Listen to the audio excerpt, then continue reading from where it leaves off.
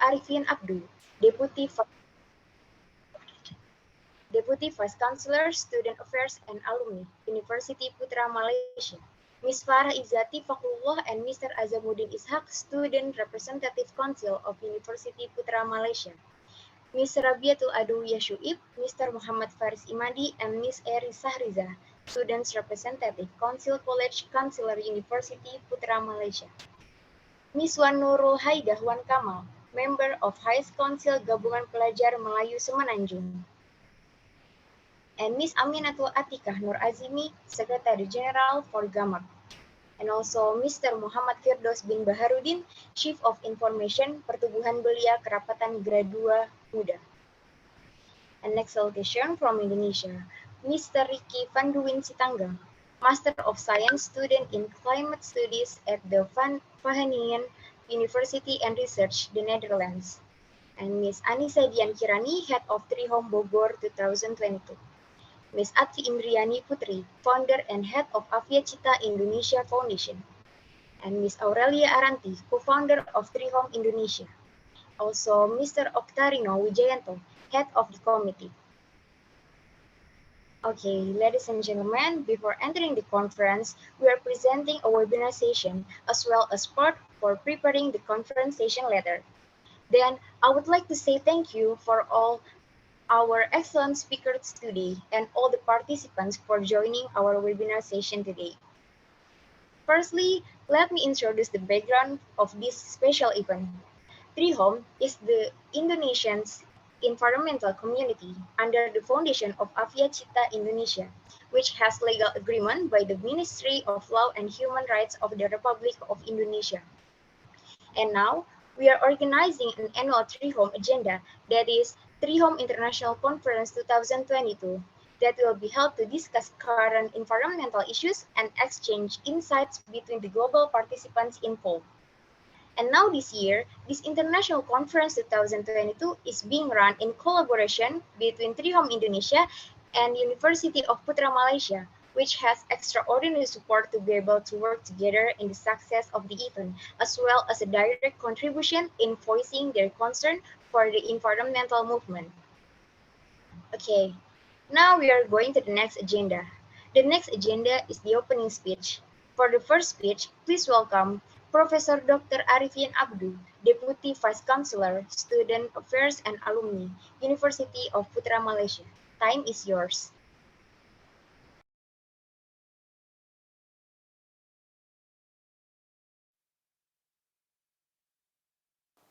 Bismillahirrahmanirrahim.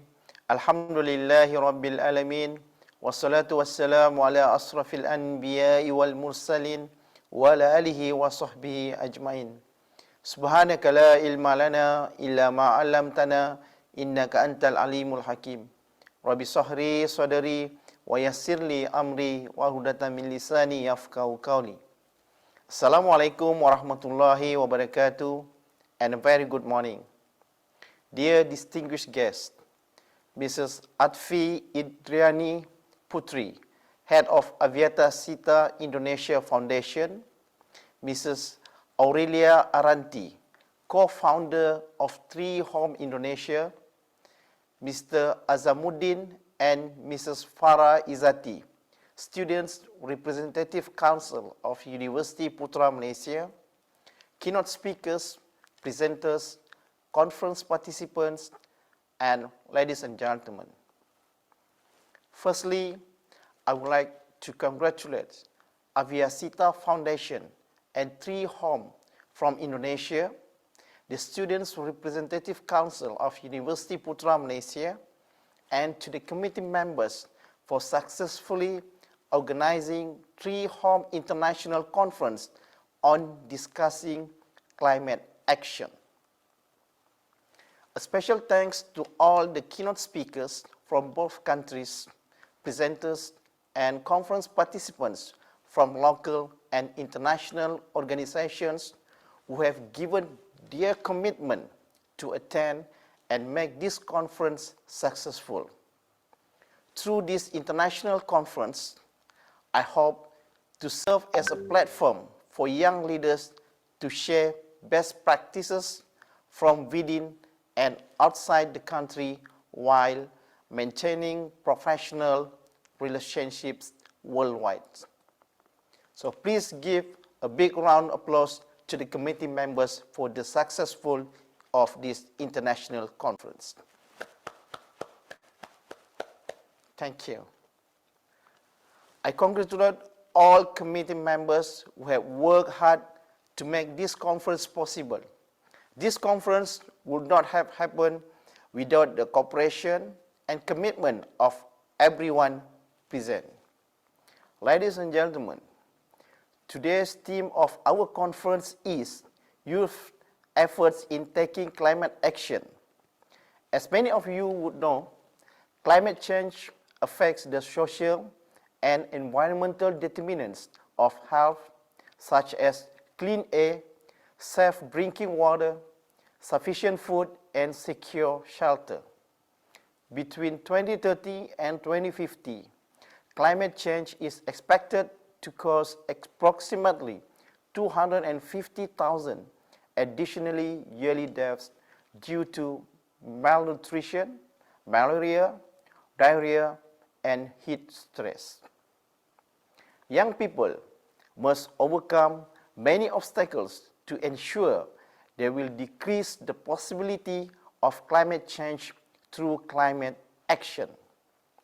According to UNDP, climate action means step up efforts to reduce greenhouse gas emissions and strengthen resilience and adaptive capacity to climate-induced impacts.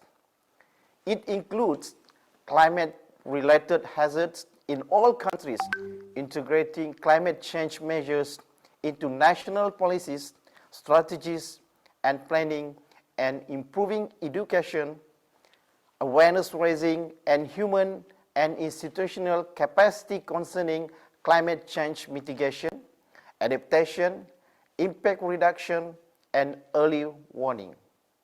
I will talk about this less because I know the participants already know better than me.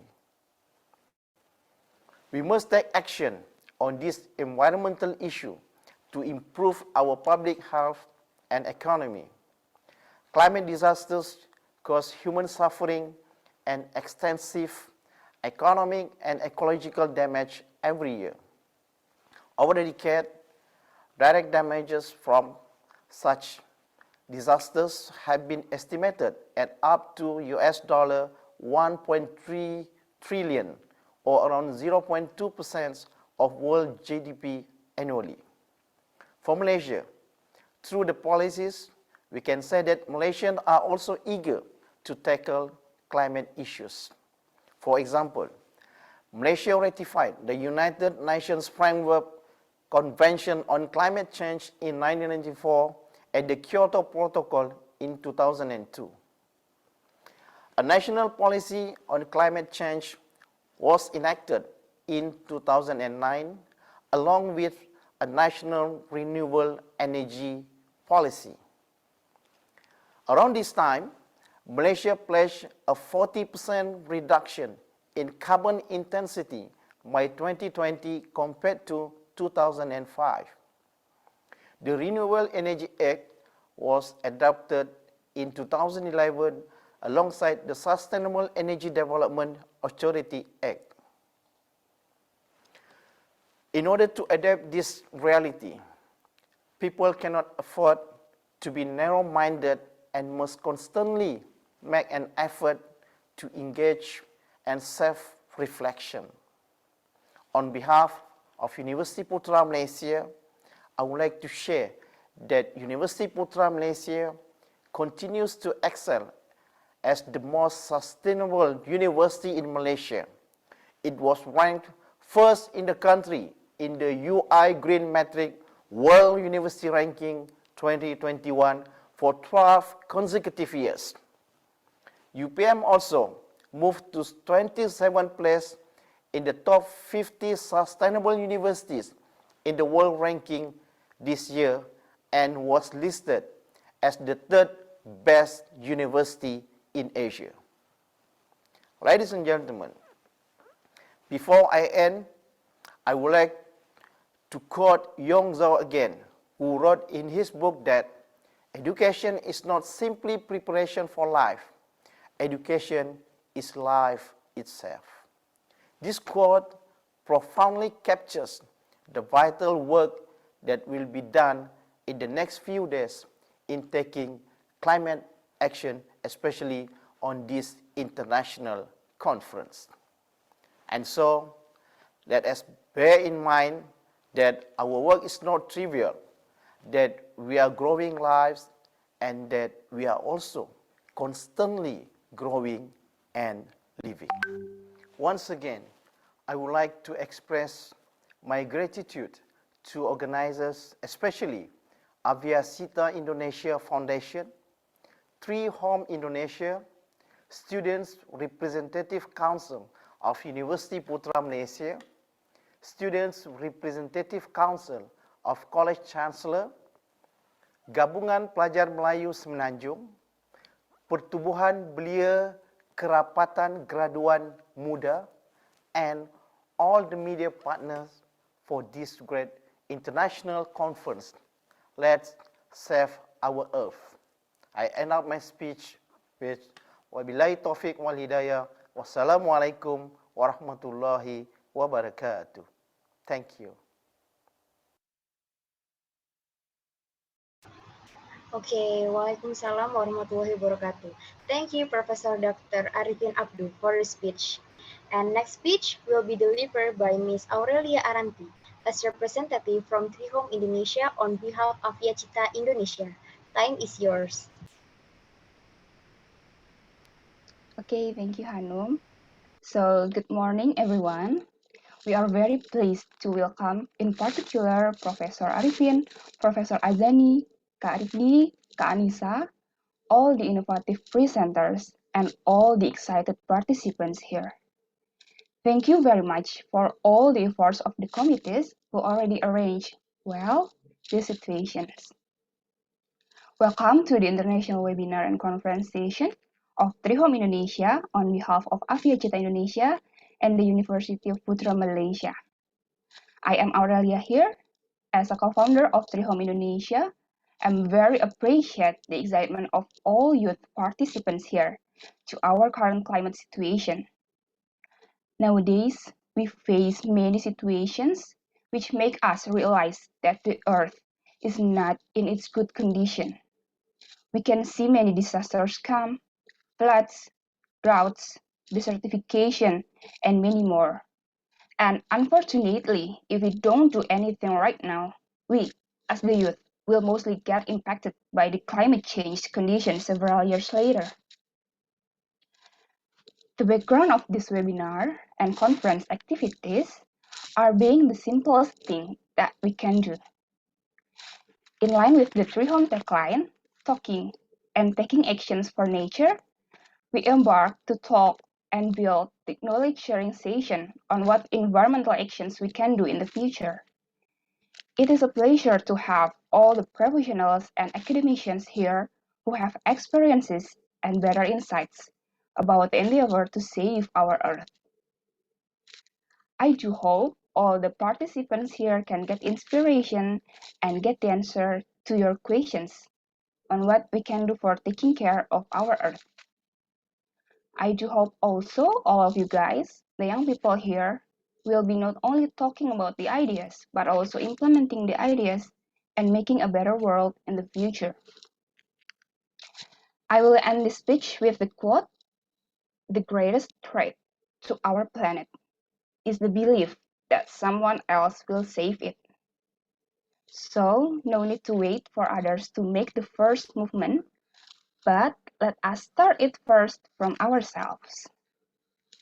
Without further ado, thank you for your attention and good luck to all the presenters here. Back to Hanum, thank you. Okay, thank you, Ms. Aurelia Aranti, for the speech. Okay, everyone, now we are all ready to start the webinar session, continuing to the conference session, which will be guided with our moderator, Nur Shazana binti Serji. Time is yours. Assalamualaikum and a very good morning, everyone. Welcome to the webinar Youth Tackling Climate Change. Today, we are here as youth who are concerned about climate change, as climate change has affected a lot of life as well as the environment. Youth are valuable contributors to climate action. They are agents of change, entrepreneurs, and innovators. Whether it is through education, science, or technology, young people are scaling up their efforts and using their skills to accelerate climate action. So here, together, we will discuss regarding the awareness among us about how important for youth to be together in tackling climate change. Here with us today, there are three incredible speakers who are passionate to educate and spread awareness to the youth about climate change. During the webinar, do not hesitate to ask any questions. You can ask the question in the box chat below, and I will read your question after session 3 finishes.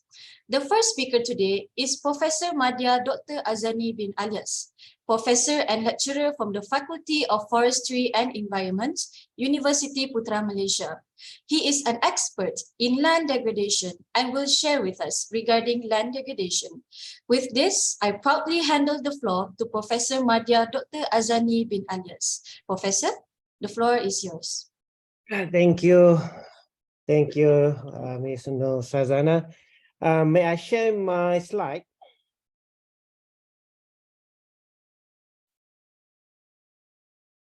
Yes, Professor. Okay, can I share? Okay. Still cannot.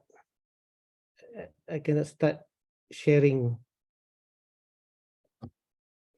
I try one more time. Okay.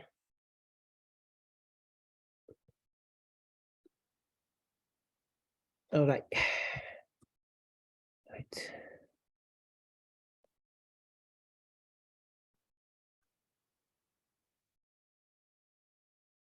Okay, this.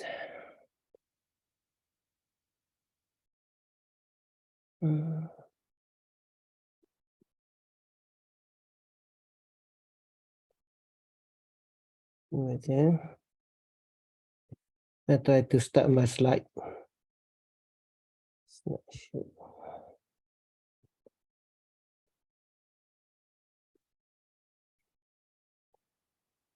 Where is it? Sorry.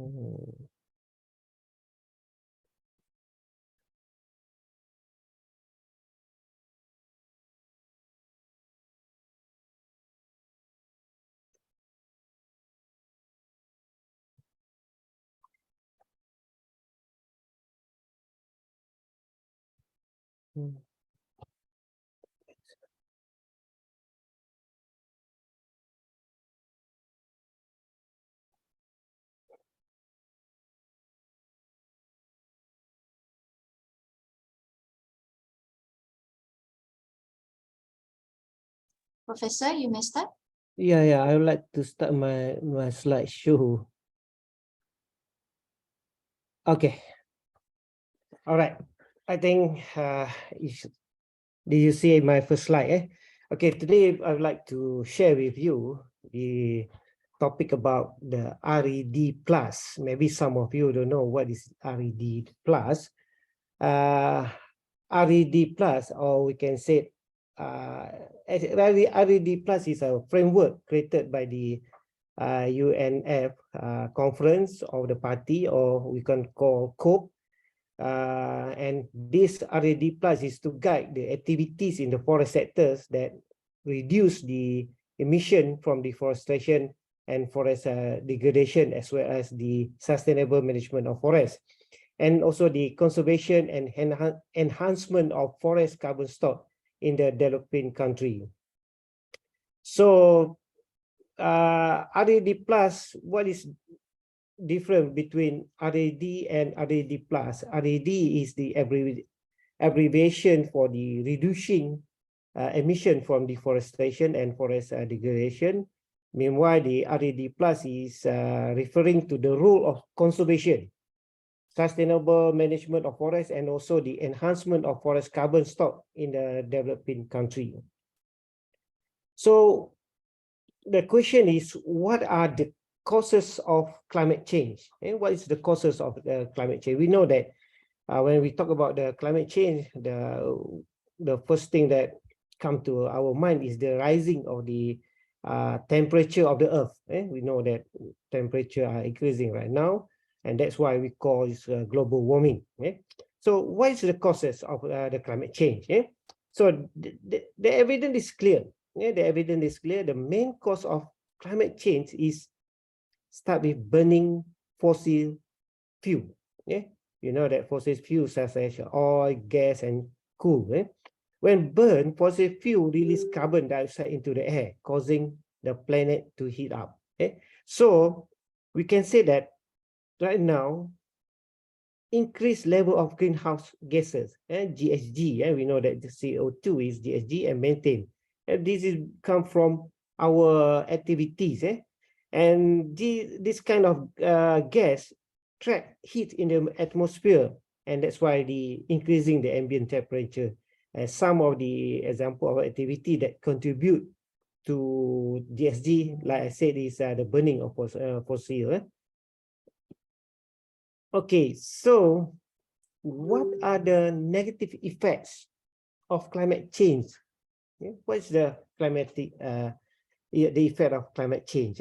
So from this figure, I put down here 6. They give the climate change, give the negative into the livelihood and human health, and also the water scarcity. But I like to explain it in simple words. When there's a climate change, the first thing that you come along with, there's a lots of disaster, natural disaster. There are lots of thunderstorm. Compare maybe 20 years, 15 years ago, at that time, the temperatures is very nice. Right now, the temperature are increasing. So we heard about the ocean level is increasing, is rising. The glacier are melting. The CO2 in the air are increasing. The forest and wildlife also are declining. And the water, water scarcity, the water life is also getting disturbed due to the climate change. So we got lots of problem when the climate change happen. And then we go to the connection between climate change and forest. And we know that forests cover about 30% of the Earth's land surface. As forests grow, their tree takes in carbon from the air and store it in wood, in plant matter, and also under the soil. If not for forests, much of this carbon would remain in the atmosphere in the form of carbon dioxide, CO2. The most important greenhouse gas driving climate change, CO2, effect the increasing of the temperature. Each year, since 2000, forests are estimated to have removed an area of 2 billion metric tons of carbon from the atmosphere. This we call the carbon sink. And this carbon sink function of forest is slowing. It's slowing of what? Slowing the climate change effect. So the carbon sink function of forest is slowing the climate change by reducing the rate at which CO2, mainly from fossil burning, build up in the atmosphere. And the forest management can therefore be an important strategy to help address climate change in the future. Healthy forests also provide the host of other benefits, from clean water to habitat for plants, for animals, and Animal can stay there, can live nowhere else. So forest is very important to us. So we need to do something in the forest, reduce cutting of the forest, but also we need to do planting more trees. So we know that forests react sensitively to a changing of the climate. So let's see what we have in Malaysia.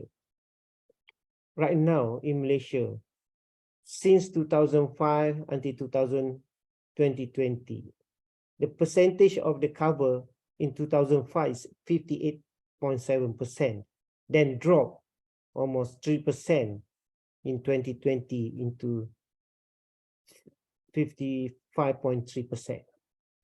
That forest cover mostly come from these three forests, these three kind of forests: inland forest, peat swamp forest, and mangrove forest. Why I list down these three type of forests: inland, peat swamp forest, and mangrove forest? Because these three type of forests, they keep different amount of carbon.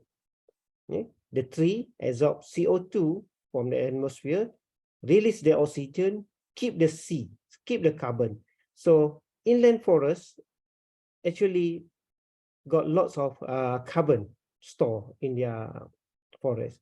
But the highest carbon content we can find in peat swamp forest. Peat swamp forest is very important to us, but we know every year, not only in Malaysia, but also in Indonesia, peat swamp forest got problem with the forest fire. When there's a forest fire, so that means the carbon is released back into the atmosphere.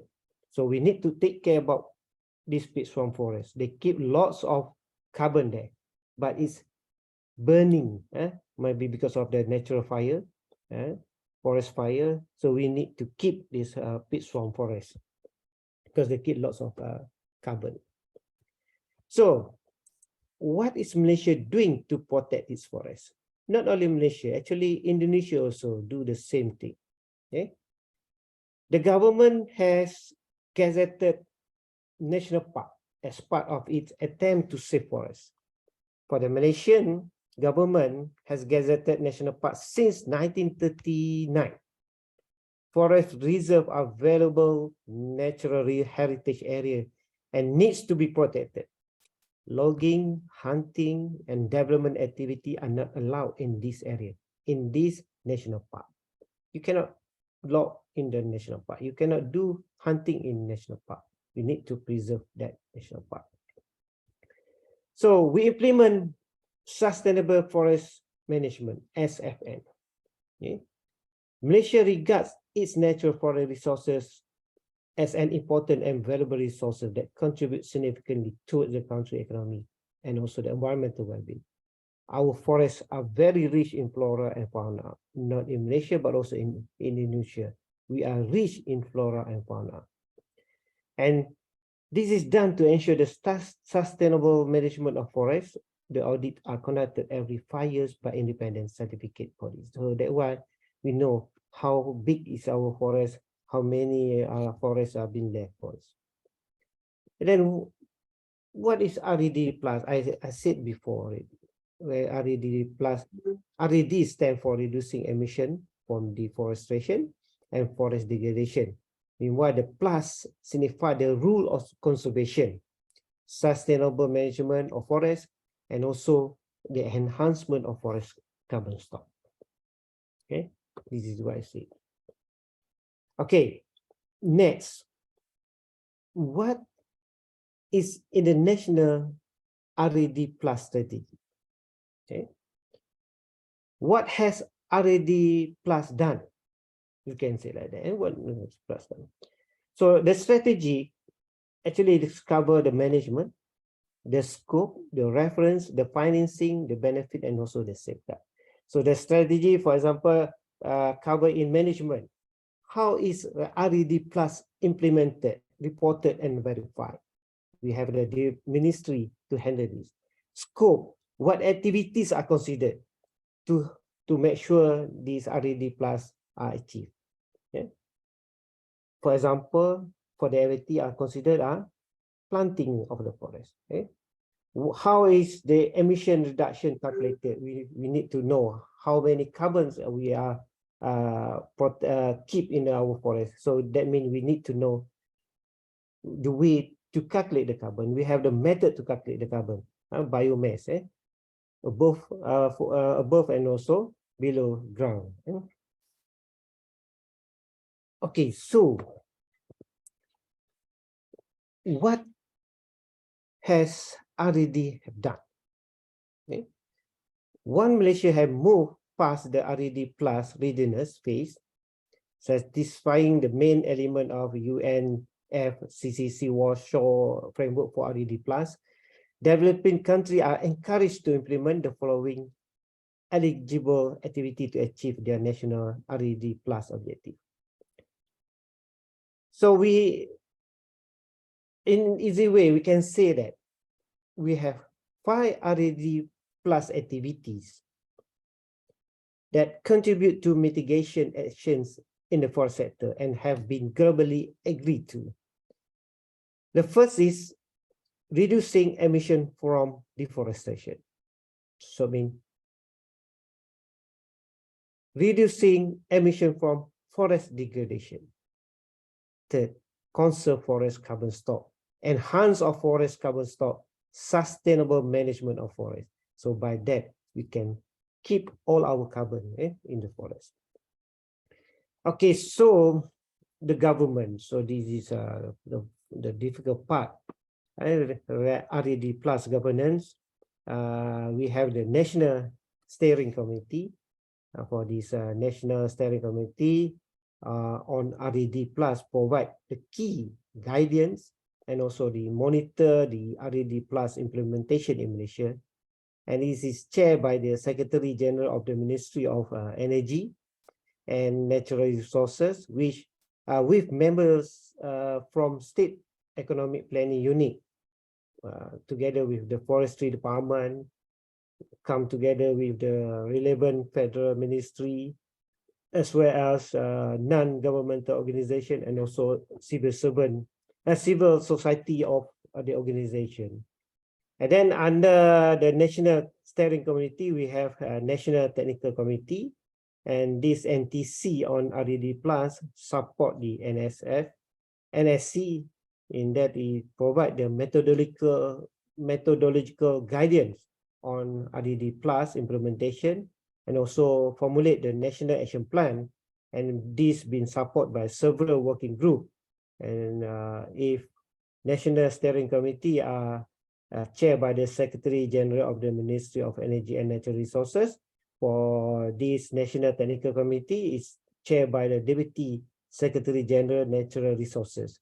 The NTC also coordinate and oversee the work of 3 working groups which are responsible for the key element of RED plus implementation.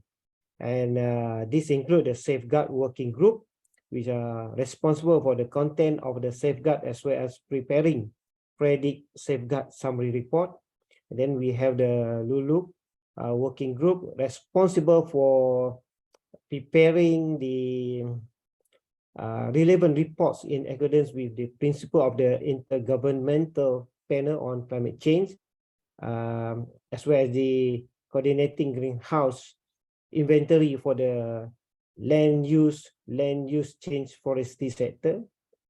And last, the finance working group responsible for ensuring the verified result in reducing emission in line with RED plus requirements are compensated with the correct payment.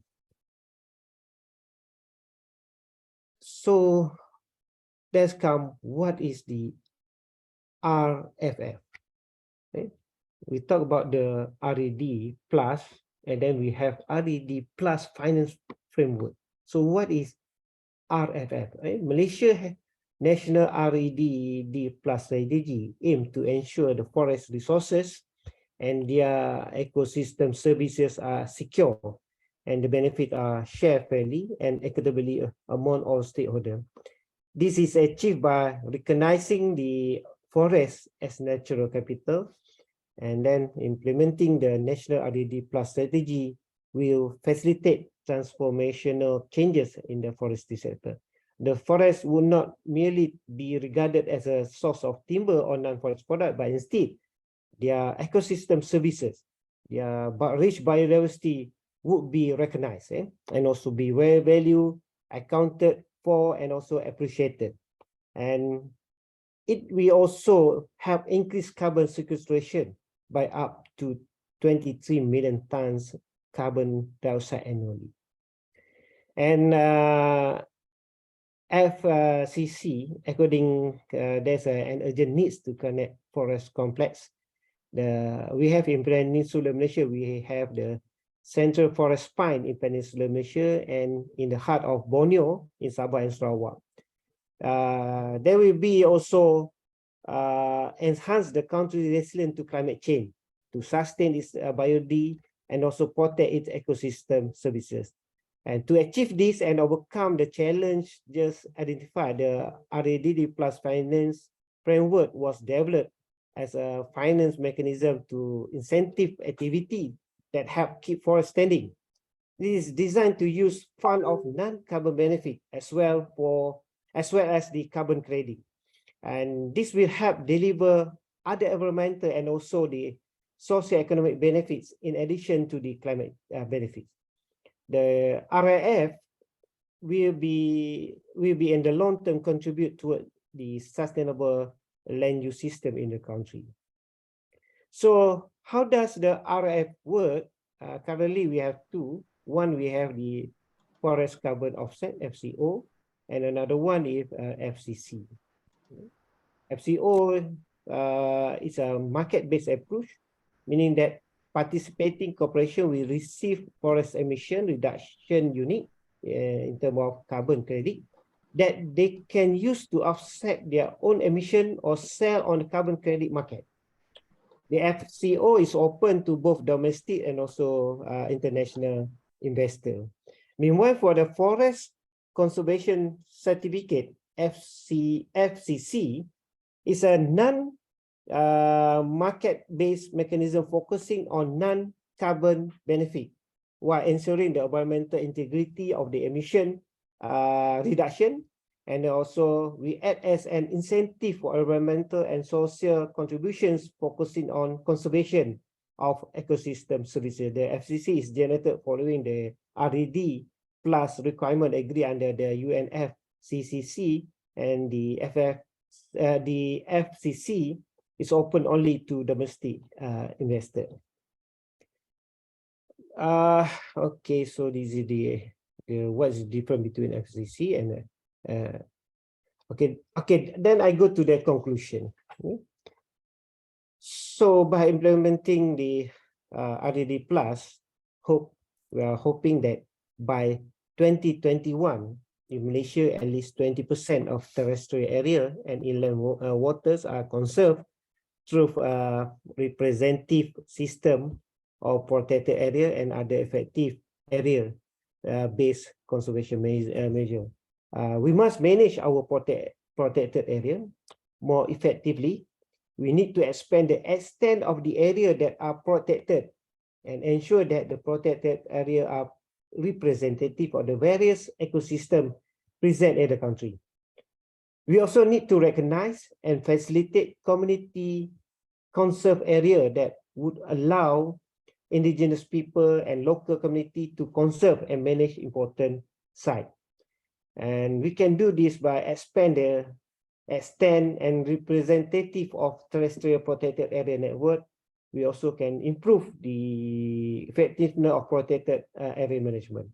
Second, by the 2025, important terrestrial ecological corridor have been identified, restored, and protected. So we need to ensure that all of our protected areas are well connected and integrated into the wider landscape and also the skyscape, and are not managed in isolation. Ecological connectivity is an essential element in the long-term viability of protected area and biodiversity because of the needs for sufficiently large gene pool. Is also critical in accommodating the range shift as species react and adapt to climate change. Malaysia have already made significant progress in landscape conservation initiatives such as the Center for the Spine and also the Trilateral Heart of Borneo initiative, which aim to integrate biodiversity protection and management across broad landscape.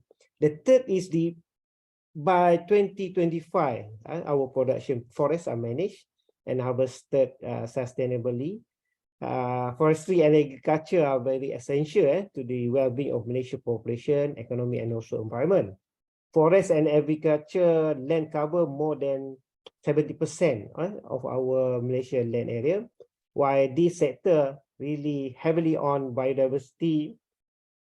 They also have the same time create multiple pressure towards it. We need to ensure that this sector are planned and managed in a manner that will not impose undue pressure on our biological resources. And each sector has the responsibility to ensure that biodiversity conservation and sector-specific development go hand in hand. And it's their direct interest to do this to ensure that biodiversity continue to provide the resources that each sector needs. And last, by 2025, vulnerable ecosystem and habitat, particularly in wetland, are restored. And this is important to ensure that vulnerable ecosystem are conserved and utilized in a sustainable manner. Vulnerable ecosystem and habitat also must be comprehensively identified and mapped with treats and management priority clearly elaborate. We have to ensure that our ecosystem are better managed and their resilience strengthened. Furthermore, in light of climate change, ecosystem are resilient. We provide better adaptation, the mitigation capacity compared to the ecosystem that are degraded. With that, I end up my presentation. Thank you very much. Thank you, Professor, for a clear and very excellent explanation regarding climate change. Next, we will proceed with the second speaker. Our second speaker, Mr. Rikdi Vanduin Sitanggang, is a master's student in climate studies at Wageningen University and Research, Netherlands. Mr. Rikdi will share about water management, specifically in certain countries that is lacking of water. Mr. Rikdi, the floor is yours. Thank you so much, Noor. Yeah, I'm Ricky Van Duin. I'm studying climate studies in Wageningen University and Research in the Netherlands. Indonesian. I'm coming from Bali actually. So this is 3 a.m. in the morning. So I think good morning for you in Malaysia and Indonesia. It's very nice to see you guys here, especially for young people that are very interested in knowing more about climate change and how to tackle the crisis.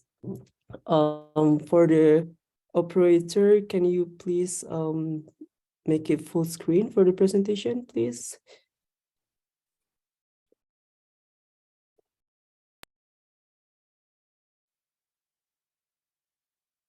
Thank you. Yeah, as you can see from the title, the presentation will be involving so much about frontier technology, especially the Internet of Things and blockchain in water management in areas that have water scarcity and water conflict. This project is collaboration, or basically this is commissioned by the UN, especially the United Nations Conference on Trade and Development, and also United Nations Department of Economic and Social Affairs. Before I, go further with the presentation, maybe if there's, does any of you have any idea what blockchain is, or Internet of Things? You can just raise your hand. You don't have to say anything, but I just want to know how many people are familiar with the term blockchain or Internet of Things.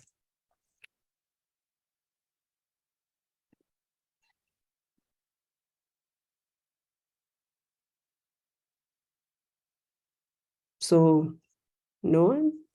So maybe with cryptocurrency, maybe you've heard about cryptocurrency.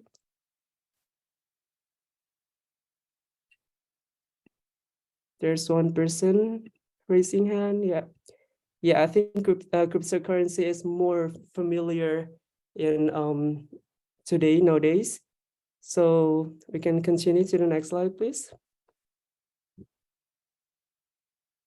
So the background of this project is, of course, we want to address the issue surrounding water management, because nowadays high quality drinking water is becoming more scarce to the climate change. I think the last speaker, Professor, already told several things about the impacts of the climate change, and also the lack of water results also in marginalized people being unable to meet their basic human rights.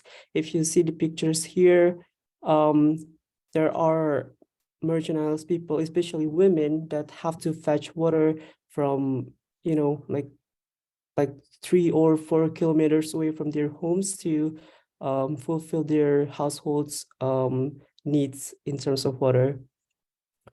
In general, there are more than 4.2 billion people living in high or extremely high water vulnerability areas. Problems with water mismanagement on a local and national level in developing countries also worsen water vulnerability. Next to the next one. Yeah, here are some concepts that our team operationalized for this project. The first one is blockchain. Blockchain is, I think, if you heard of cryptocurrency, I think you will not have any difficulties in learning more about blockchain, because cryptocurrency is part of blockchain. But I know it might sound very confusing at the beginning why cryptocurrency has to do with water management. So cryptocurrency is blockchain. Blockchain is digital ledger technology, which allows people to access more transparent information. It works by storing data across many computers so that the record cannot be altered,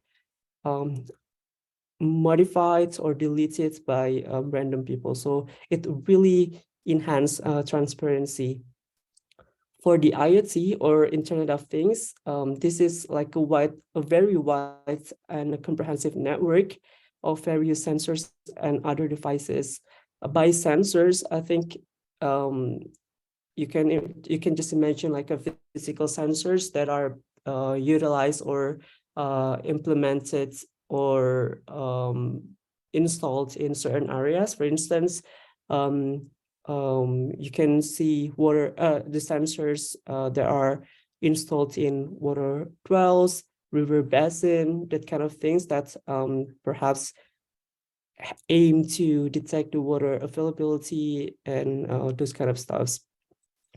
We have blockchain and IoT. If you combine them, because IoT aim to gather data about water availability, about water quality, about all things related to water in this case, and blockchain is to distribute the data in a very transparent and secured way.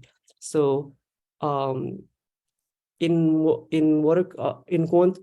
areas that have a water conflict, they have a problem with data distribution. So most of the times the data is not very distributed to the public. So it's being used only for certain stakeholders, which are not very ideal if you want to achieve equal water distribution. Can we next? Yeah, the goal of the project is basically to examine what these technologies can do for water management, because access to safe drinking water is very paramount for us. We want to analyze also the impact of implementing the blockchain in combination with the IoT. So I know in a very utopia world, frontier technology is a very like unique and very futuristic, very cool to see how to deal and how it also deals with environmental problems. But we in this project also want to know if there are environmental risk or environmental or the technology itself becomes even more disruptive to the environmental situation or climate. Next. Yeah, here are the research questions that we're trying to answer alongside with the methodology. Basically, the research question is related to the inclusive implementation of IoT, and if also the frontier technology have potential benefits and also risks in terms of water management, and also we want to uh, analyze if the technology really contributes, whether the technology really contributes to solving the water scarcity issues.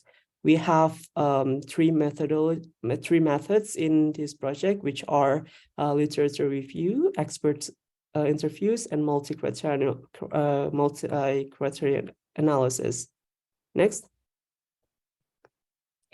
Yeah, these are the findings that we found so far. We divide infrastructure based on two categories, which are the physical and the soft ones. For physical infrastructure, it includes tools to gather the data, analyze the data, and transfer the data. So you need wells, boreholes, pipelines, water tanks, and all those things. And for the soft infrastructure, it includes automated data monitoring system and blockchain network layer. We also analyze the environmental and socio-political risks and opportunities, as I said earlier. For the environmental risks, there are several studies that highlight that with the massive increase in use of blockchain technologies, CO2 emissions are increasing drastically. And also, blockchain requires the construction of large buildings to host the main server, which negatively impacts the landscape. And also with the IoT devices flooding the markets, non-compatible devices are expected to end up in landfill. But there are opportunities in terms of environmental aspect, which are blockchain can be applied in promoting secure water management, and green IoT has the potential to improve energy efficiency and water consumption. For the socio-political aspect, the risks are, as blockchain promotes transparency, the technology may be a threat to the political and social order that are already in place.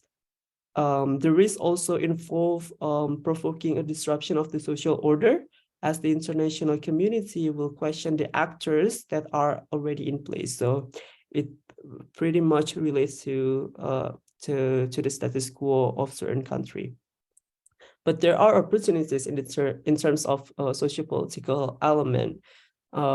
Smart water management by using IoT and blockchain has the potential to improve transparency among different stakeholders, as the data and information on water management is readily available to the public.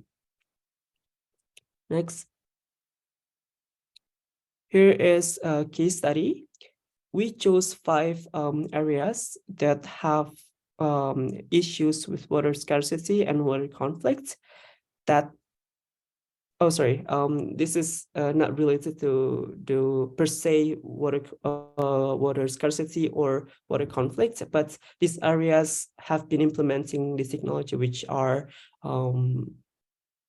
IoT or blockchain. The first one is Jordan Basin, and also Australia, Kenya with the Hydro IQ, Mexico, and Lake Victoria. For the Jordan Basin, if you see the slides, they have a very critical water scarcity, but they have also investment provided by the public and private sectors, but they are also dependent on political will. Because Jordan Basin really, relies on the basin that are also shared by certain countries. So it really also relates to the transparentism, which have some key element to the power relation if we want to dig more into the politics. And this basin also have several UN fundings. For the Australia, this is more private. This is also not very, but based in local scale. They have private investments. If I'm not mistaken, they have they also have been supported by the research institutes and local authorities, Australian local authorities. In this context of Australia, they have public access to information. So, of course, because they are a very developed country, there's also need for ownership and transparency in water pricing, and there's also smart contracts as leverage. In Kenya, they have this kind of startup called Hydroiki. They have private funding, of course, because startup, but somehow they lack of shared knowledge, because when we talk about startups, most of the time the startup prioritize to be like more profited orientation, and the also use of local sensors. For the Mexico, there's an institutional impulse, there's an emphasis on inclusion, which is good, and also technical workshops to disseminate the knowledge, and it also works in a very small scale. For the Lake Victoria, this is also related to this transboundary water management, and also they have of confidence in data, and they use a bottom-up approach. Next. Yeah, if you see these slides, so we have analyzed countries or areas that have been implementing the technology that you can see you can see that on the left. So we kind of, analyze the criteria that are important if we were to implement those technology into different the countries or different areas. We have analyzed several important criteria, which are government support, in terms of regulation of subsidies. We also found that investment are also important, whether it is public or private, and water uncertainty, climate data availability, knowledge sharing, social participation, infrastructure, and cooperation. So those criteria are used to be analyzed and to be applied in these new 3 countries, which are Darfur, Libya, and Vietnam. Darfur is in Sudan. So these 3 countries, they haven't implemented the technology at all. So we want to analyze if this technology can be suitable if implemented in these 3 areas. Next. Yeah, so this is the next step, which is we want to know the feasibility of technology implementation in these areas. As I said earlier, for Darfur or Sudan, the problems which are persistent in Darfur conflict surrounding water are not directly linked to the access of information, but rather on the inaction to solve it. So because Darfur or Sudan is a very conflicted area, they have issues with water conflicts, so it's very hard if we were to implement this technology to this country, because with this particular technology, we just provide, well, not provides, but we just basically well, you can say provides a secured information distribution to everyone or public. But in this case, in Darfur case, it's not about information, but it's about the inaction to solve it. So the political will is not there. So it's very hard if you, yeah, if you were to implement the technology, it would be hard if you don't have any political willingness to implement it, or let alone to solve the water mismanagement. And for the Libya case, they basically struggle with no centralized authority overseeing water usage, and its population has little awareness on the water they consume. So for Libya case, I think it is very suitable or feasible for them to implement this technology, because they have the political willingness, but they have issues with transfer of knowledge, which is very workable, because it is you can support the NGOs or the grassroots organization there, and then have them to help spreading the information regarding water use / water management. And in the Vietnam case, the combination of an ever-growing climate stress and the impact of rapid development and quality of water inequalities. Yeah, so in Vietnam, especially specifically in Dong Nai River, it's very close to Ho Chi Minh City. So it's a it's a very urbanized area. The problem is the dense population, of course. So they have the political awareness, but they have issues with rapid development because urbanization. So I think for this case, it is very feasible for them to implement the technology, because in area that is very urbanized, most of the times the information sharing is done very easily, and also you have more infrastructure in terms of physical internet infrastructure, because in urbanized area you have like a like more accommodating internet connection, like 5G is there,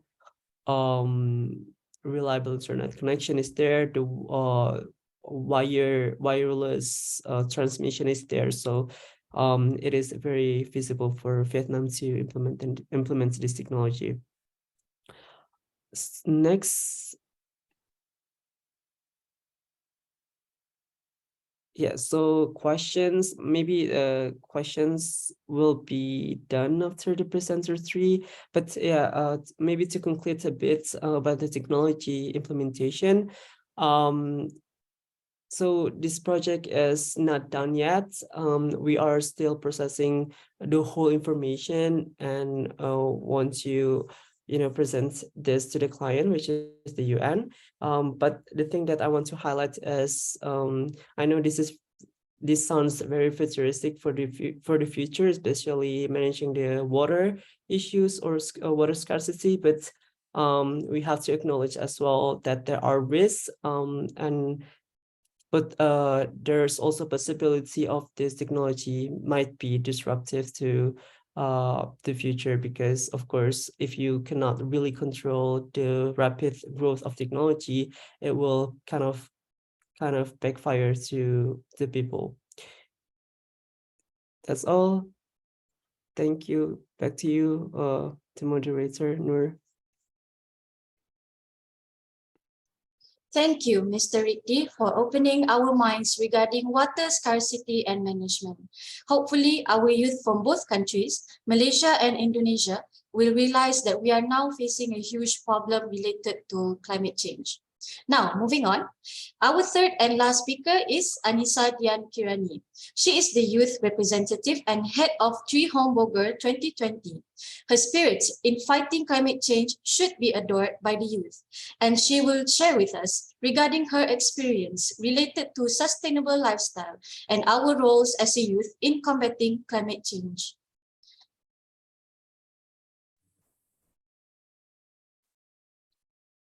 Miss, the floor is yours. Okay, thanks for the time, Miss Nur Shazana. Maybe I want to seek for help. Okay, thank you, Miss Aurel.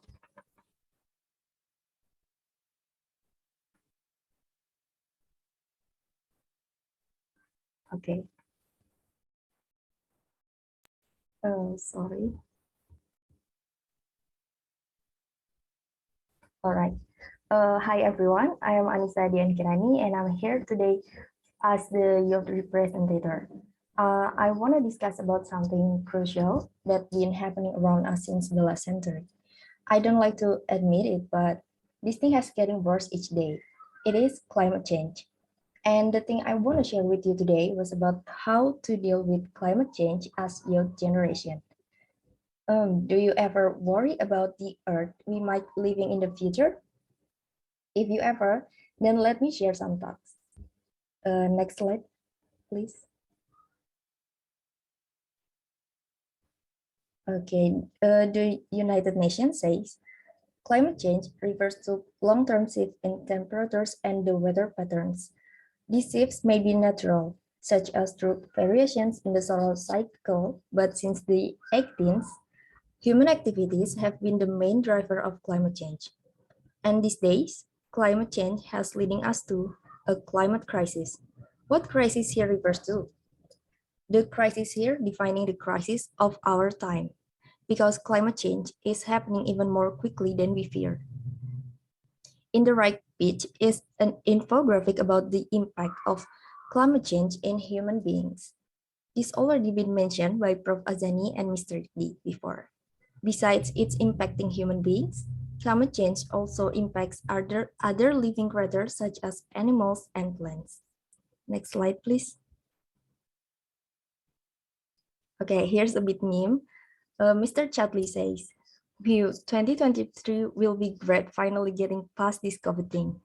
Then the universe answer, "Hold my beer. There's a much bigger thing than COVID that will happen in the future." The example is climate change.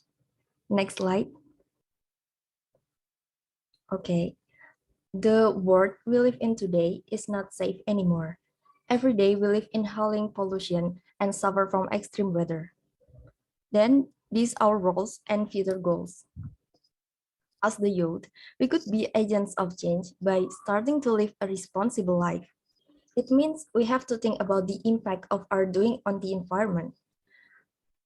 Our future has to be living in a healthy and decent environment.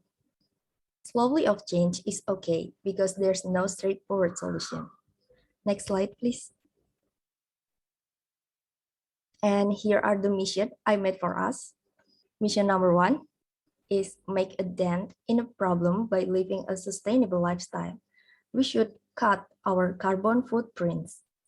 With sustainable living, less is better. Less waste, less electricity, and less using private transport. Use public transportation and do more walking. If you can go for it walking, then do walk.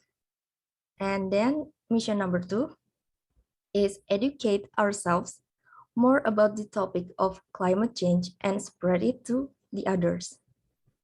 For this mission, you guys have done a great job by joining this event. Next slide, please. Okay, this is a further explanation about the first mission. Why less? The latest data I got here show us that electricity and heat is the biggest greenhouse gas emission producer, then followed by transport and other things. Why do I point out only 3 things in the slide before? Less electricity, less waste, and less private transport. Those 3 things are the easiest we could control by ourselves. We should try to live lesser, particularly in electricity, transport, and waste.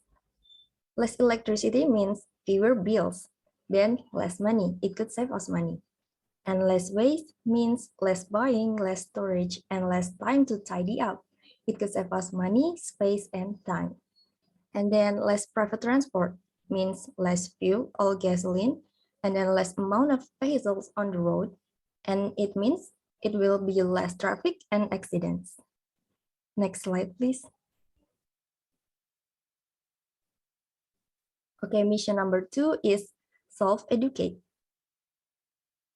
Here's the power of social media to fight climate change. With the raging pandemic is still taking effect, educating and encouraging people through online media would be critical for fighting the climate change. We could also use social media as a positive tool to follow environmental activists and catch up with the climate-related problem. And as stated in the right graph, we could see that youth generation were more active on addressing climate change. With actively using social media, we could get broader knowledge about climate change faster. We could also easily share it to others in social media. And then besides the social media, we could also educate ourselves by joining community. I myself, for the example, I joined Treehome since 2020 until last year. I joined Treehome Indonesia and Treehome Branch Bogor. I joined while the COVID is still high in my region, so I only can provide online events. There, I and my team held an online webinar about how to manage our waste. Then we also post about environmental education on our social media. We also had annual meetings with other Treehome branches to discuss about the environment hot topic. And in other Treehome branches, other teams have held other events in social service. Treehome Jogja had done an action of clean waste on shore. Treehome Semarang had done Treehome program e-school about mass waste treatment with the middle school student. And after joining Treehome, I got a lot of insight about environment issues and had started to live a more responsible to think about the impact I can cause on the environment. I do feel lots of positive effects after joining a community like Treehome. It's not a waste of time, worth of the knowledge, and the most fun part is I got lots of new friends. Next slide, please. Okay, so the climate is changing, so we should act now. And we can all play a role in the fight against climate change. Next slide, please. The planet is facing its greatest crisis. We simply can't afford to stand by and do nothing. Next slide, please. Okay, so here's the source I use for today's presentation. Next slide, please. Okay, when will we reach a point where moving to Mars will be our only chance at human survival? No one knows for sure, but based on our current condition, the day is fast approaching, and what you do now will influence that deadline. The procrastination thing won't work in these terms. The Earth needs us to change. Thank you for tuning in. Feel free to share your thoughts too. Time and place. Back to Mr. Noor. Thank you, Ms. Anis, for good sharing related to climate change and our roles and responsibility to combat climate change. I hope that this will inspire more youth to join hands and make a better world for the next generation. Now, we are already finished with the webinar session 3, so here I will read all the questions in the box. To kickstart, as the moderator for today's program, I do have a few questions regarding soil conservation. And I think this question is suitable to ask Professor Madya Dr. Azani bin Alias. Professor, could you explain more about biochar? Is biochar effective in soil conservation? Okay, thank you for the question. It asks about the biochar. Biochar, the charcoal from the bamboo. Is it true? Yes, Professor. Okay, the charcoal from the bamboo. Is this a simple way like this? The soil, maybe I can say to answer it, what does soil affect the climate change? Or we can say that what is the importance of organic matter, organic matter in the soil? Because biochar is one of the organic matter. So we know that the soil is the second largest natural carbon sink, surprising more than forest and also other vegetation in terms of its capacity to capture the carbon dioxide from air. So it reminds us how important is the healthy of the soil. And if you add biochar to the soil, it's the easy way is by adding the biochar. So that means you are adding more natural carbon, more natural carbon into the soil. So that means it can affect the global carbon cycle and also alter the carbon dioxide level in the atmosphere. So that means you absorb all the CO2 in the air by the plant. Plant remain the carbon inside the plant, and then you change the carbon in the plant that we can say is a wood into the charcoal. If come from the bamboo, we call the charcoal. Okay, so that means you add more carbon cycle into the soil. So that means that is the better way. That is the better. Then also is a good thing also. If you have a tree, each tree can absorb CO2 from the atmosphere, release the oxygen, keep the carbon in the trees.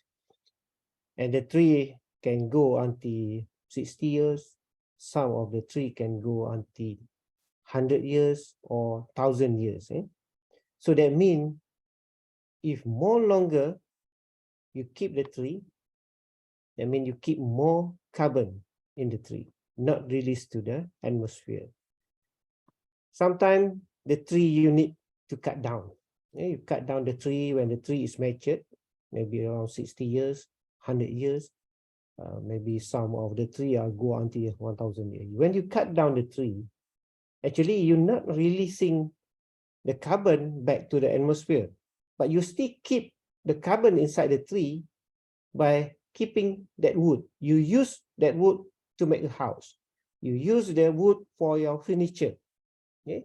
If you use the wood, the tree may be standing there for 100 years, and then you keep the wood by having it as a furniture for another 30 years. So that means you prolong the carbon in the wood. So charcoal also same thing. You didn't release back to the atmosphere, but you keep it in terms way of the solid carbon.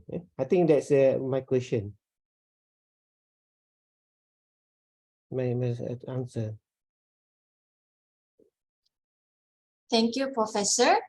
So, ladies and gentlemen, you are free to ask any questions in the chat box. I will read them out for you, and we will lead the questions for them to answer. So, my next question, for all the deforestation that happens in the mountains, especially in Malaysia and also in Indonesia, how can we still save our mountain soil? If it is possible, what are the procedures to do so?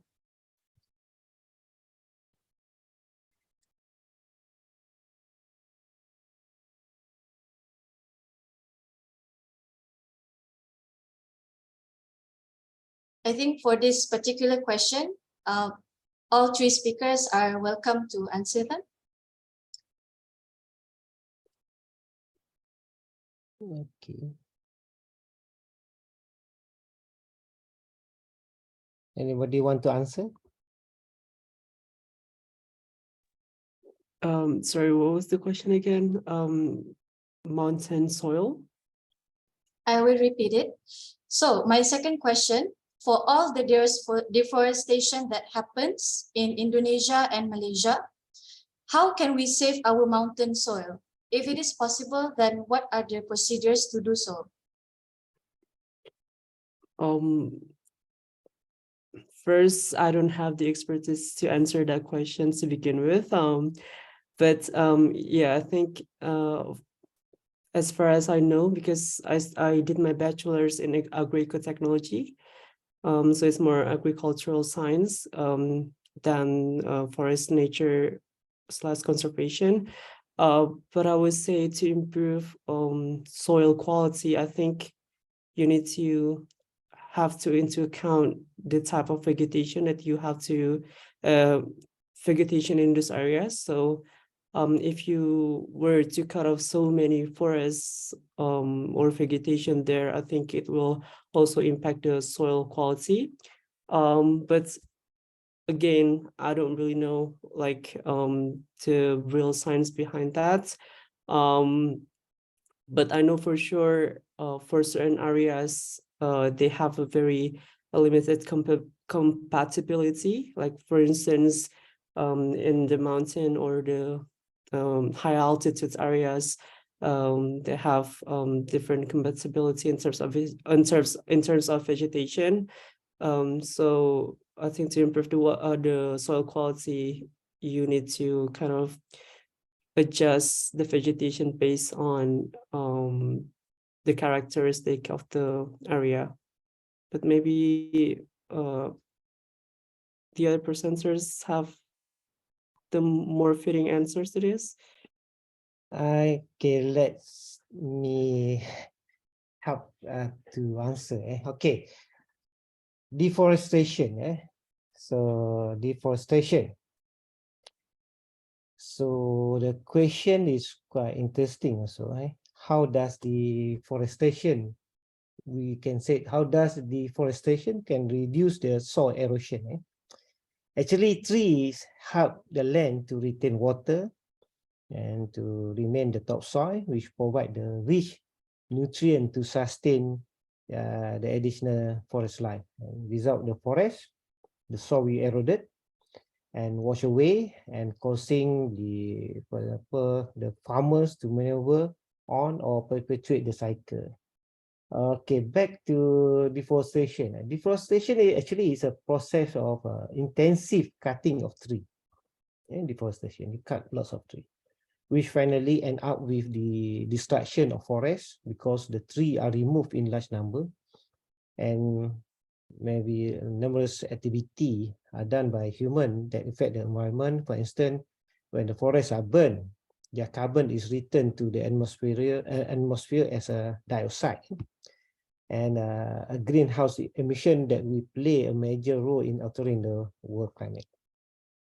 And deforestation not only remove vegetation, but also act of clearing the forest, also produce gas emission. So effect of deforestation, the first we know that is loss of biodiversity. Loss of biodiversity. Second is the climate change. Deforestation contain very strong contribution to climate change. Maybe we can say the main contributor to heating is deforestation. And deforestation is also loss of habitat. One of the foremost dangerous of unsettling effect of deforestation is the loss of animal and also the plant species. Their loss of habitat leads to an increase of greenhouse effect, greenhouse gases.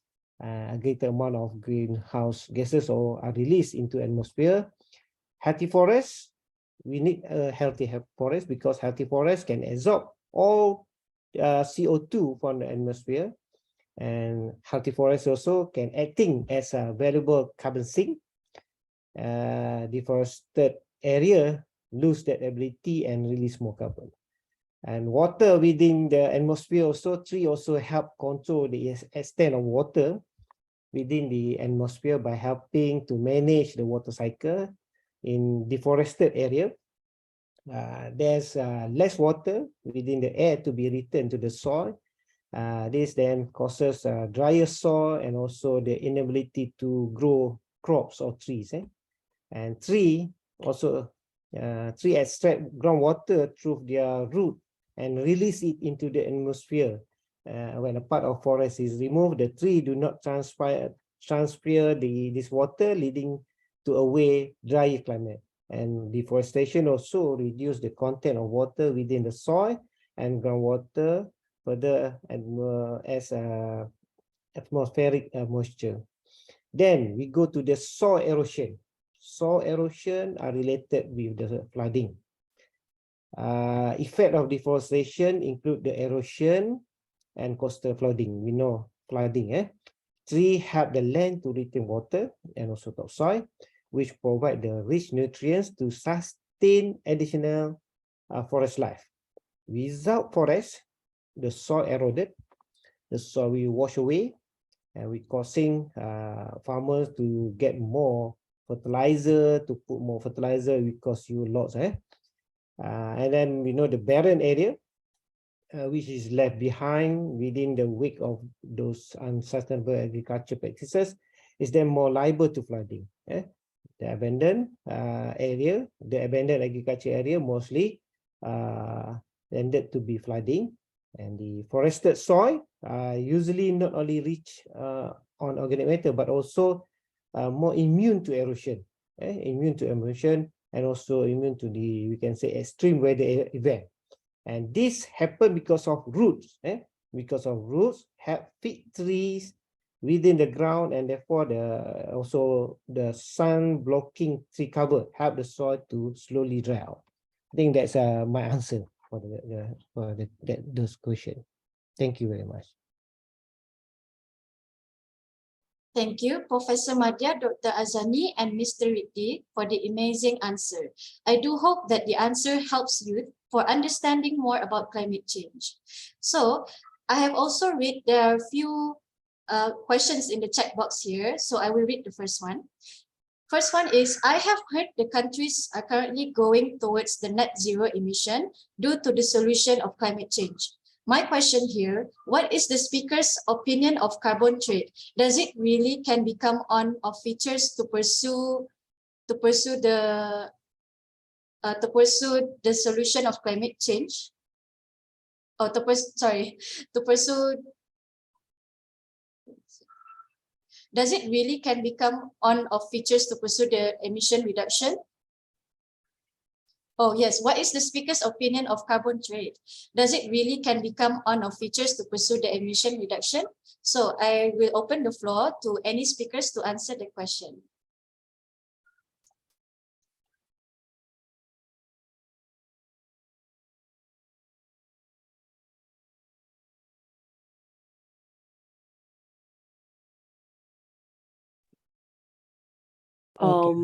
Maybe I just share with you about the carbon trading.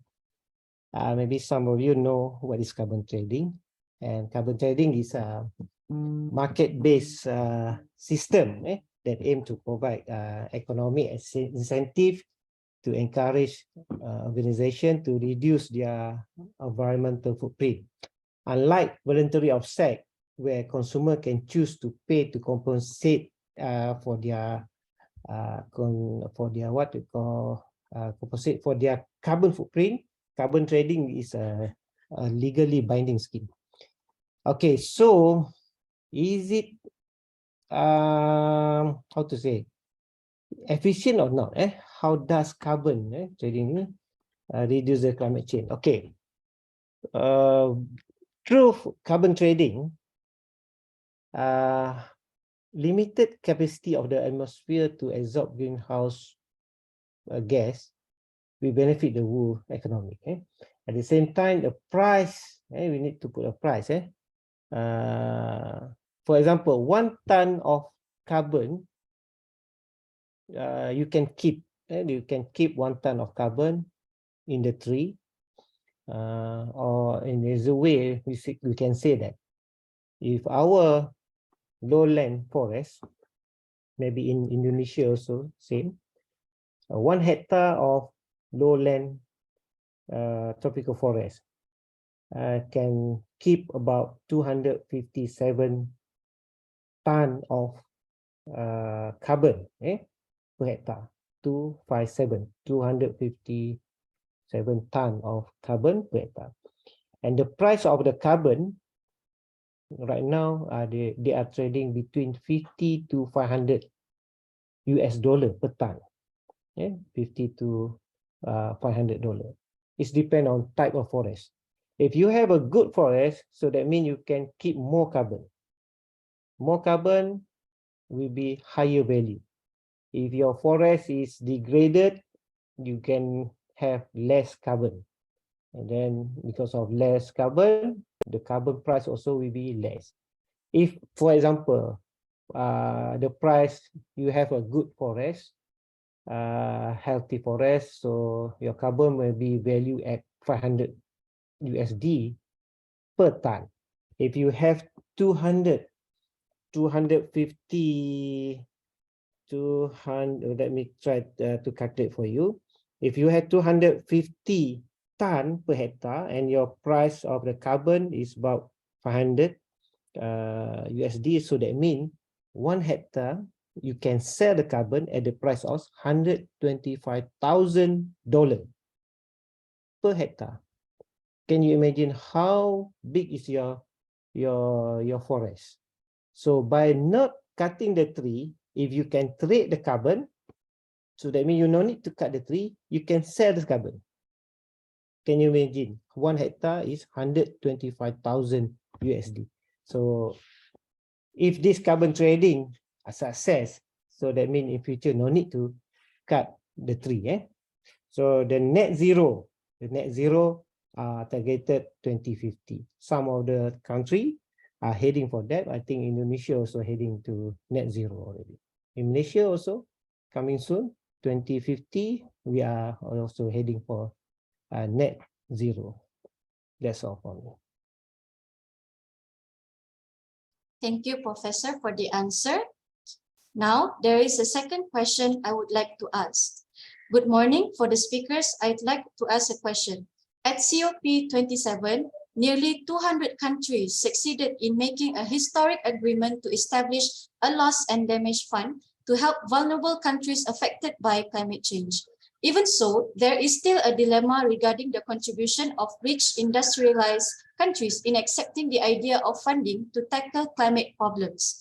In fact, this funding is a form of compensation for the impact of industrialization in these rich countries. What is your view on this matter, whether the promised agreement can moving from pledges to implementation? Thank you.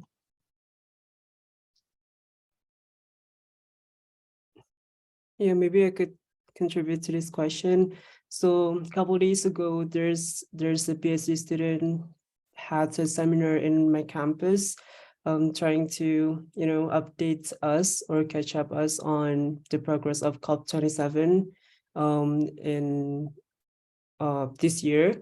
So there has so many discussion about loss and damage, of course, but he said the discussion is not really moving forward.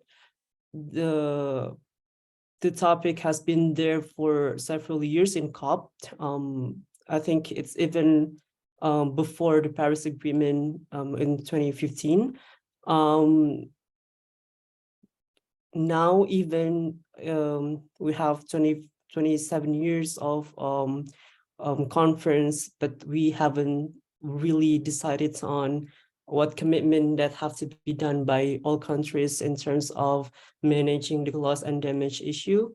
Of course, we also have to acknowledge there are several countries that are unwilling to participate in this scheme because by pledging or committing to this scheme, it means that the country has to invest more on the adaptations programs or efforts for developing countries. So the finance flow goes from the north country or the global north to the global south, because historically global north have had emitted a lot for their economic development. But of course, in the conference, every negotiator, every world leader wants to be as diplomatic as possible. So the discussion is there. There have been so many conversations about that, but they're not really moving forward. They kind of delaying it because the rich countries or the developed countries basically have lack of political willingness to, to ensure that the money that from the global north to the global south keep flowing, But this is always an issue. The question is, so what is my view? Basically, I think because COP27 is a very top top-down approach, even though they involve also the grassroots communities and organizations to participate as an observer in the conference. But I think there are also debates in academia saying that Paris Agreement is more bottom-up approach compared to Kyoto Protocol, which is top-down, which is much better. But I think it's still the grassroots communities have to, don't have to, but I think they have a very important place to make sure that the discussion of loss and damage keep being brought up to the table to ensure that the global north want to increase their political willingness in providing more investment to the adaptation/mitigation programs or funding scheme to the global south. And I think because again, I don't think we can expect more from the global leaders. Of course, loss and damage, the negotiators from the global south want this loss and damage scheme to be implemented as soon as possible, but it's not going to happen if the global north countries are not willing to participate in this discussion, in this commitment. Yeah, I think that's it. That is all for me.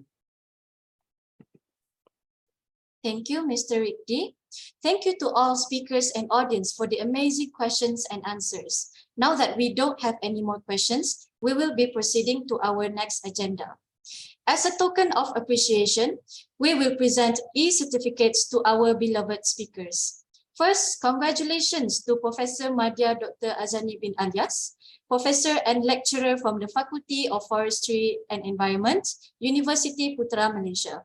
Moving on, congratulations to Mr. Rikdi Vanduin Sitangam. Next, congratulations to Ms. Anissa Dian Kirani. We truly appreciate your presence with us today. Now that we are done with Q&A session and presenting certificates to our beloved speakers, we will give 5 minutes of preparation for the presenters before moving on to their speech. Each presenters are kindly reminded to give your speech for 10 minutes only.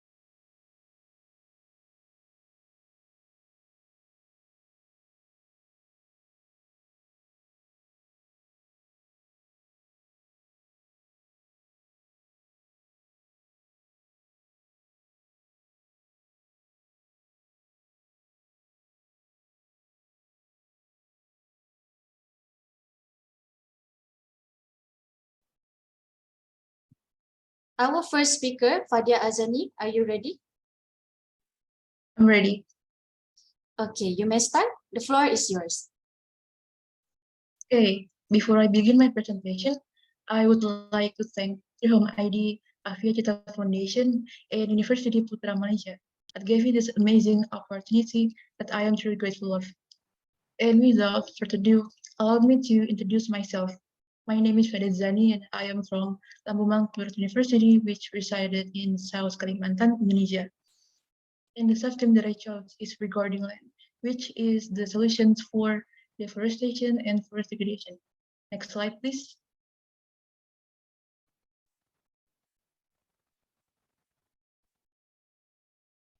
And as you guys can see, there is four main subjects that I will elaborate. To kick off, I am going to talk about deforestation and forest degradation in general. Secondly, I'll be talking about the main driving factor of deforestation in Indonesia. Afterwards, I will elucidate the negative environmental consequences. Last but not least, is the key of solving deforestation and forest degradation in Indonesia.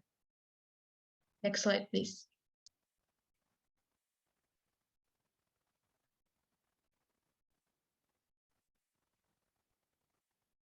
Deforestation and forest degradation. Severe consequences awaits us if we disregard the danger of deforestation and forest degradation. Deforestation and forest degradation has emerged as a major problem for countries around the world due to its fatal impact on the global environment. Deforestation occurs when forests are turned to non-forest uses such as agriculture, manufacturing, and road construction.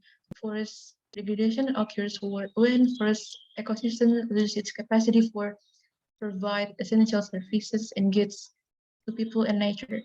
As a consequence, deforestation leads to forest degradation. Next slide, please.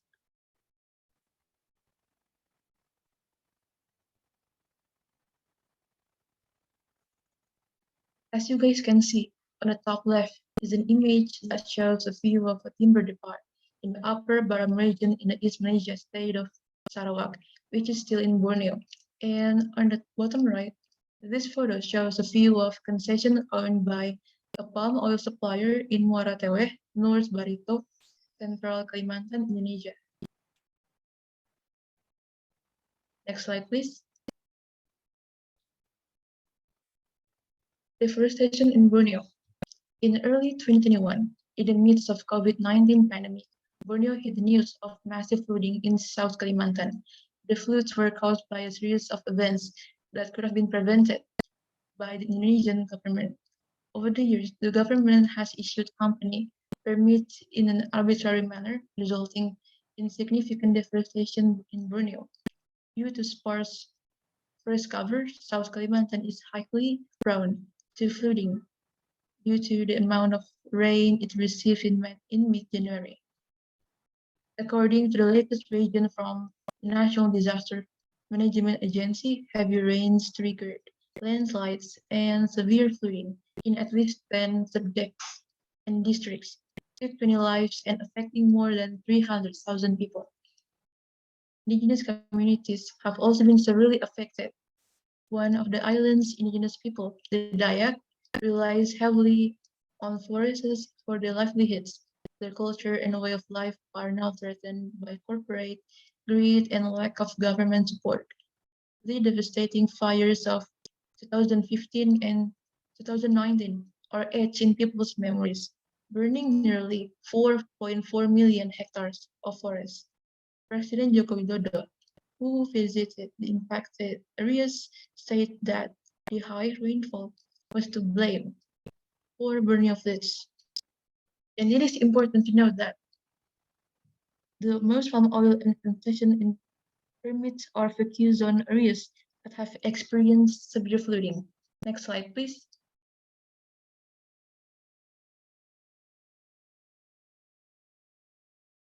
And on table one, as you guys can see, there is the permit types, there is oil palm, selective logging, and timber. Forest degradation caused by mining and oil palm. Timber and small plantation almost always continued in the same over 10 years. So it is On the range of years, it is between 2001 to 2016. And on table 2, oil palm plantations were the largest contributor of deforestation over the period, resulting in 23% of deforestation. Estimating national deforestation by oil palm in Indonesia, in particular, oil palm plantations reached its peak. Next slide, please.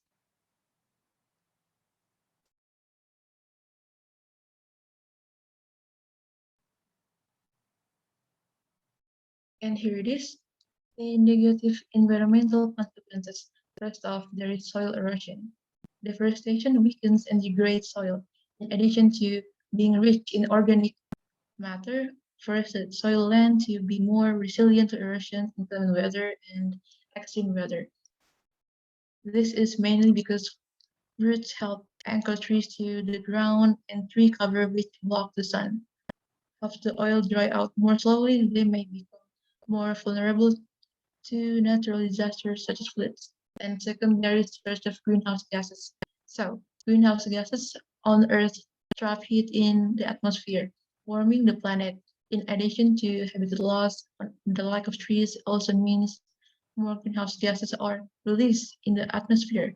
Healthy forests absorb carbon dioxide from the atmosphere and serve as a valuable carbon sink. Deforested areas lose this ability and release more carbon. Next slide, please.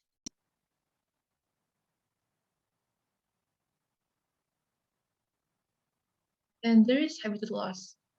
One of the most perilous and worrying impacts of deforestation and forest degradation is the loss of plant and animal species due to the habitat loss.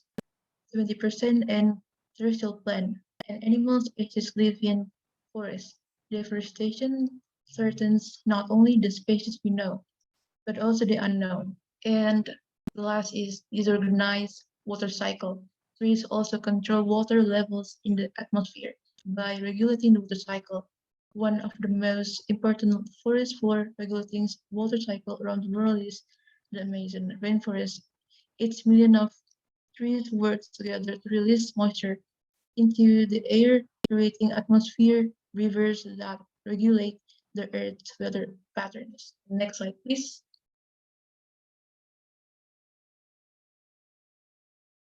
And here it is. We finally get on our final discussion, which is the key of solving deforestation.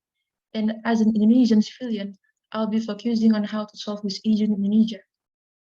So, to solve the deforestation problem itself in Indonesia, we require transforming the politics which forest governance has evolved at various levels.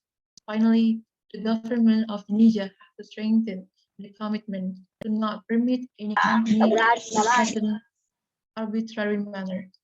And also, on our daily life, we can also help to solve this crucial issue by replanting trees in areas that have been affected by natural disturbance.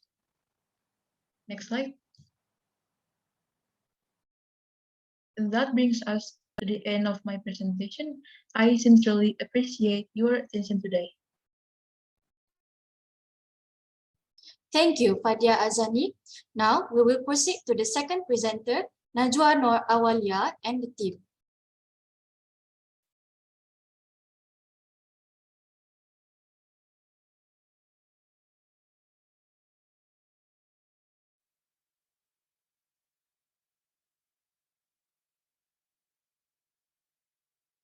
Okay, can you please zoom out the PPT, please?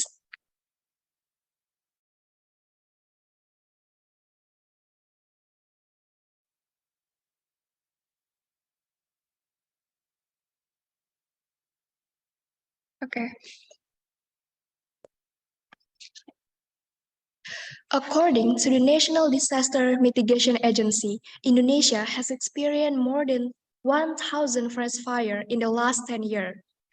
The honorable judges and all the participants, Indonesia ranked 9 as a country with the largest forest and peatland in the world, with the area of more than 60 million hectares, and 6.5 million hectares are in the island of Sumatra, especially in Riau. Furthermore, forest fires are a crucial problem that routinely occurs every year in this country. This is the main reason why Indonesia ranked 4 as a country with the highest carbon emission in the world. This problem affects the increasing number of upper respiratory tract infection sufferers. Next, please. Based on the urgency of the problem, we are Boxman team from Gajah Mada University.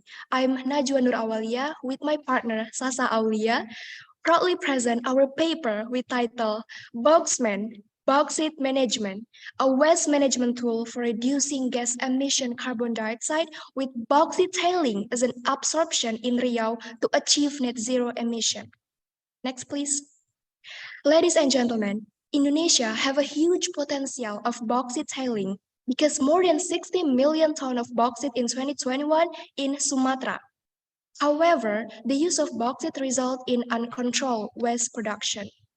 On the other hand, Indonesia has committed to reduce carbon emission by 29% in 2030. One of the strategies to achieve this target is the energy transition as an effort to use environmentally friendly technologies.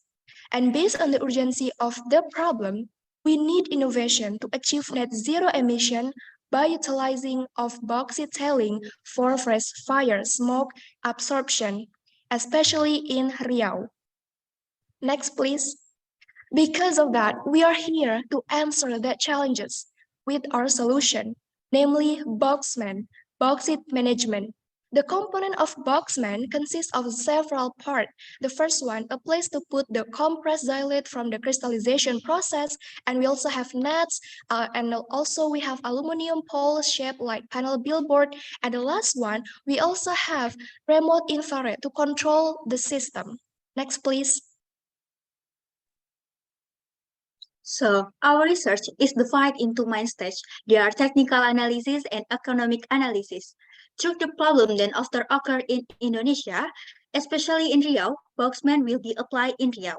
If proven to reduce gas emission CO2, the system will be analyzed economically to test economic feasibility of the system. And we also review SGDS indicator of the implementation of this innovation. The relevant point of SGDS, there are point 3, good health and well-being, point 7, affordable and clean energy, are targets that are expected to be achieved through the formulation of innovation, so that they can provide sustainable benefit that also touch the aspect of survival in the world. And the design of Boxman system consists of the absorbent holder, nets, poles, and sliding door.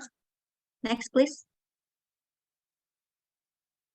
Boxman process occurs after the absorbent is installed. The CO2 content in the air will be absorbed by this tool with zeolite as an absorbent. CO2 gas will pass through the nets, then absorbed by the compressed zeolite. The zeolite resulting from the advanced processing of bauxite tilings is called zeolite X. This X zeolite will later absorb CO2 in the air. And also Boxman has protection in the form of sliding door when it rains, so that the compressed zeolite is not exposed to rainwater. The sliding door can be active using the remote control, and when the sliding door is active, the CO2 absorption mechanism will stop. Next, please. In the caustic fusion process, there are 3 important parameters. There are temperature during fusion, fusion time, and the ratio between the mass of the tailing bauxite and natrium hydroxide. The mechanism that occurs during caustic fusion starts from the initial attack of natrium hydroxide on the surface of the bauxite tailing, which will damage the silica and aluminica sheds. Then, the particle content in the bauxite tailing exit while the alkali will enter the bauxite tailing by forming intermediate product of silica salt and aluminate. The resulting reaction product will fill the mineral layer both inside and outside its surface until almost all of the mineral particles are consumed and reaction with natrium hydroxide. This causes the reaction product of a solvent fusion solid to form like solid deposit that will cover the mineral surface. Next it. And for the crystalline process, the first is the synthesis process begin by pouring the extract solution into a large bottle. The sodium silica is then dripped slowly until it forms a semi-gel. Then the solution is stirred and prepared it will get a crystal precipitate. The crystal precipitate is put into the oven and produce a dry solid, which is then drawn until smooth. And for the result, the formation of the crystal structure form is the natrium P1 paste with a purity level value of higher than 90% crystallinity and has a surface area 0.9 square meter per gram, and the average pore size of the zeolite is 16.1 nanometer, and the crystal morphology is cubic in shape. Next, please. And we also calculate about the CO2 absorption capacity by using this formula. And the result show the Bousman is able to absorb CO2 gas with an absorption capacity of up to 6.4 millimole per gram zeolite. And when it compared to zeolite made from the active natural ingredient with a CO2 absorption capacity of 1.1 millimole per gram zeolite, it can be concluded that Bousman has a value higher CO2 absorption effectiveness. Next, please. And for the economic analysis, we use three indicators. They are fixed cost, manufacturing and operational cost, and sales of bauxite to calculate return of investment from bauxite. The total capital cost from the equipment cost, manufacturing and operational of bauxite is 32 million rupiah. Bauxite also has profit. The profit after tax earned is 10 million rupiah per year, which is obtained from the sale of the product.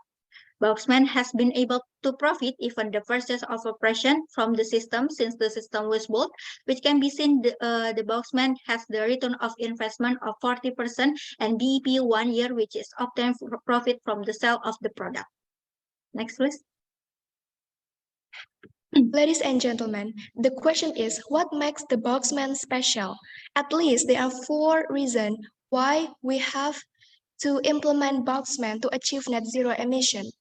Boxman is environmentally friendly because we utilize waste of bauxite from bauxite tailing as an absorption. And this innovation will support the quality of education by reducing smoke from forest fire. And not only that, we also try to help the unemployed people by offering job opportunities. And Boxman is the answer for the challenges. Shortly, Boxman is a new alternative solution to reduce effect of forest fire in Riau and to achieve net zero emission. And because in 2019, there are more than 60,000 people had acute respiratory infection in Riau due to the forest fire smoke.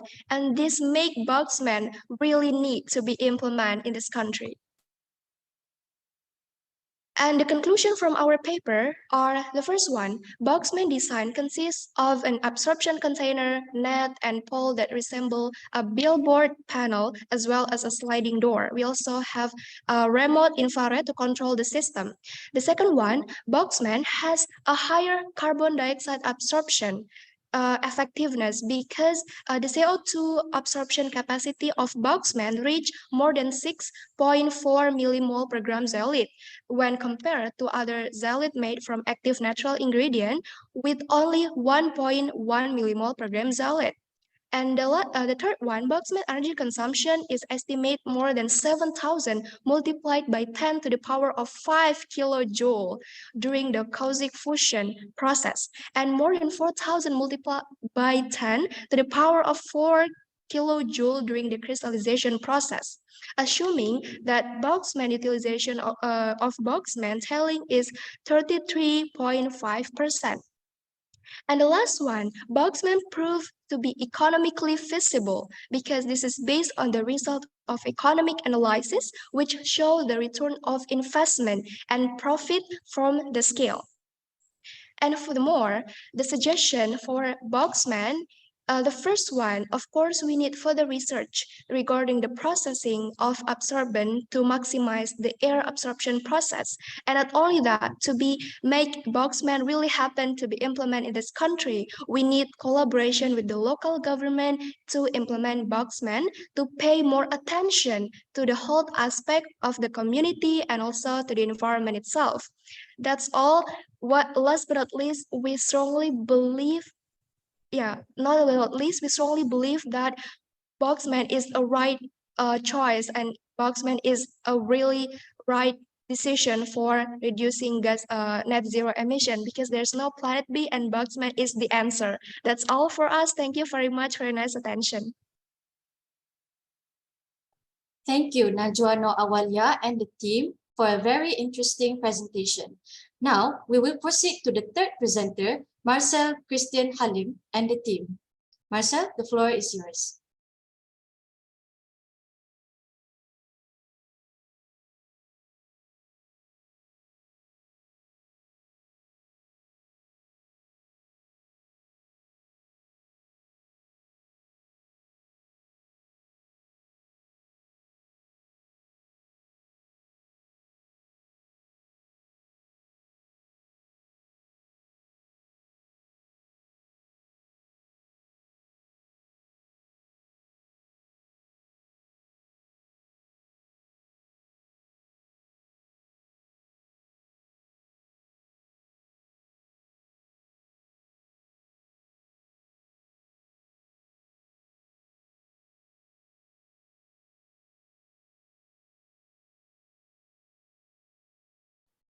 Marcel, are you here?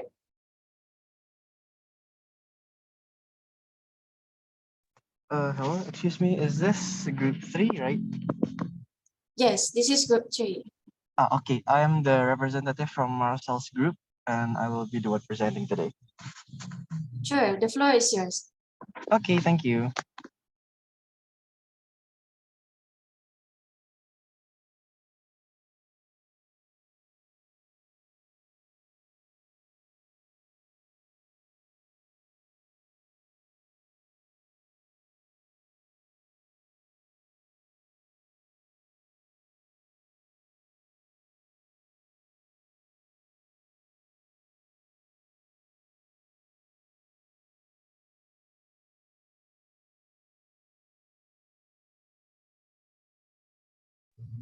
Okay, good afternoon, I suppose, participants and juries.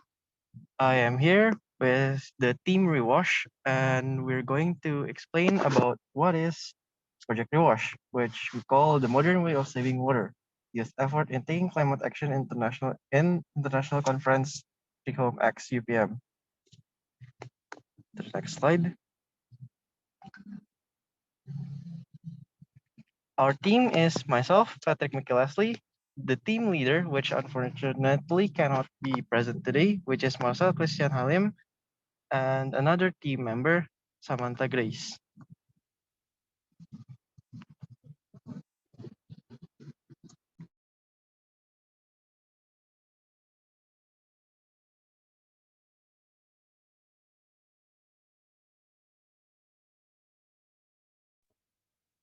Rewash itself is an abbreviation of Reduce Water Shortage.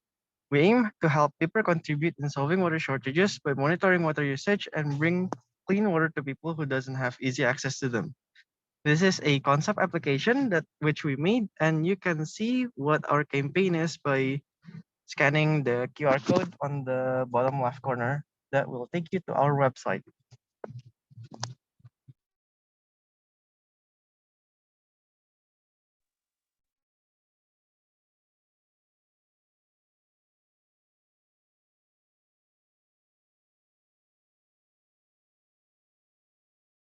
Moving on to Rewash's background.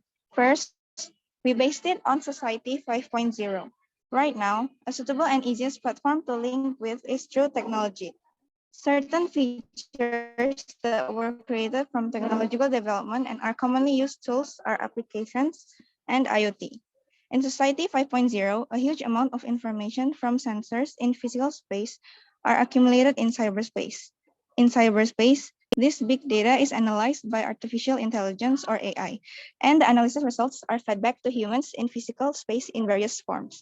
In the past information society, the common practice was to collect information via the network and have it analyzed by humans.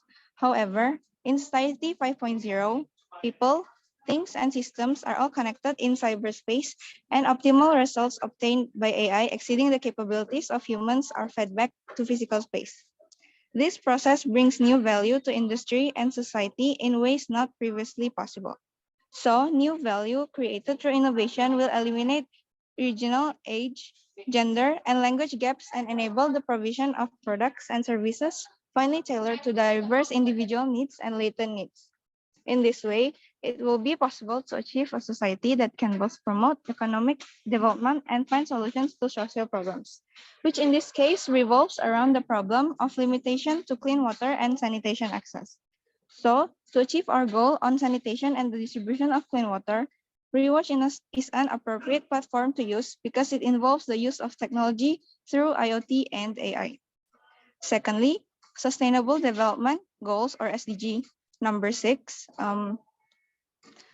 Number six, about clean water and sanitation.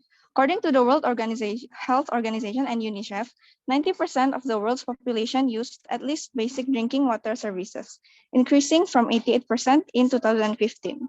If current trends continue, the world will reach 94% coverage by 2030. Over the first 5 years of the United Nations, urban drinking water coverage has stayed at 96% and rural drinking water coverage has increased from 79% to 82%. By 2020, 84 countries accomplished universal water services. However, many millions of people remain without access to basic drinking water services. Today, the United Nations Sustainable Development Goal or SDG aims for everyone to have adequate and equitable sanitation and basic hygiene by 2030. And lastly, the limitation of clean water and sanitation access. Access to safe water, sanitation, and hygiene is the most basic human need for health and well-being. Demand for water is rising owing to rapid population growth, urbanization, and increasing water needs from agriculture, industry, and energy sectors. Decades of misuse, poor management, over-extraction of groundwater, and contamination of freshwater supplies have aggravated water stress. In addition, countries are facing growing challenges linked to degraded water-related ecosystems, water scarcity caused by climate change, investment in water and sanitation, and insufficient cooperation on transboundary waters. For everyone to have access to safe drinking water and properly managed sanitation services, water security is an integral concern. There needs to be greater emphasis on managing water risk and adopting a precautionary approach at every level of governance. With this, it is time to change how we value and manage water, which we can help provide through the product. Next slide, please. In 2020, data states that around 16.7 million Indonesians don't use clean or proper toilets. Instead, they use an open space or room like in fields, bushes, forests, ditches, rivers, etc., known as open defecation. Of course, this has a negative effect on sanitation and will also affect public health with diseases like diarrhea, typhus, cholera, dysentery, and others. It can't be denied that these things happen because clean water distribution isn't as even in Indonesia as it's supposed to be. In 2017, a survey was held in the special region of Yogyakarta, and the results were that from 89% of the clean water source, about 67% of drinking water that goes into family homes is contaminated with bacteria from fecal matter. This problem's cause was traced down to the fact that some people don't have access to a clean and sanitary facility that was supposed to be there from the start and be easily used or accessible. So the government now should be shifting their attention more and give direct help to solve this problem with sanitation and clean water that is happening amongst their own people. As shown below in the graphic, from the very left, we can see that the graphic continually goes down from above 30% to under 10% throughout the years for the share of people practicing open defecation. And next, the increase from above 40 million to under 20 million people without access to improved water source. And lastly, on the very right, a graphic which shows the number of people without access to improved sanitation that also continues to decrease from 100 million people to below 25 million people.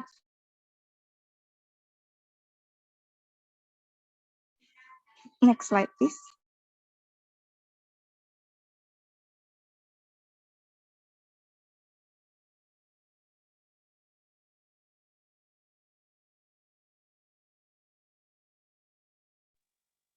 Now I will elaborate more on the application concept that we've created. First, the Rewash app features.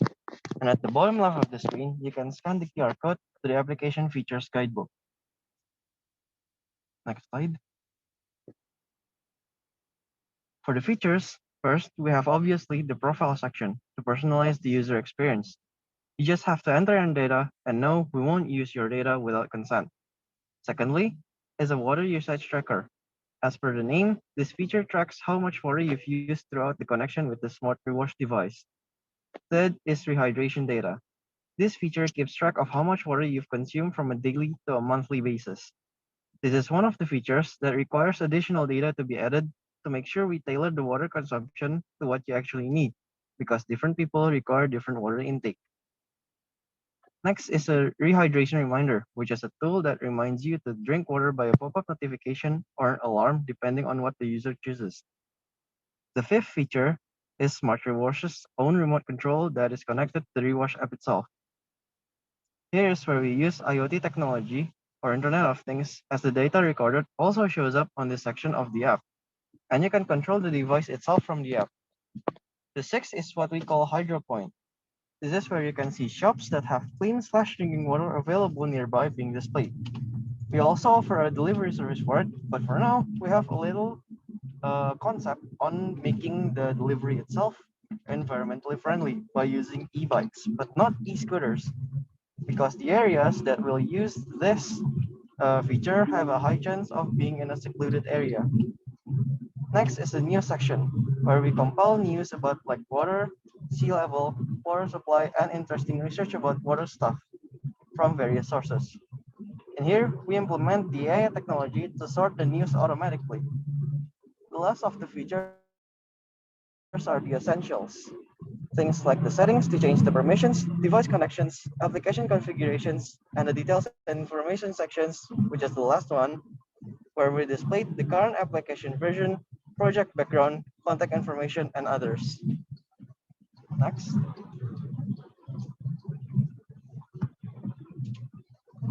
Here are a few of the user interface we made on our app.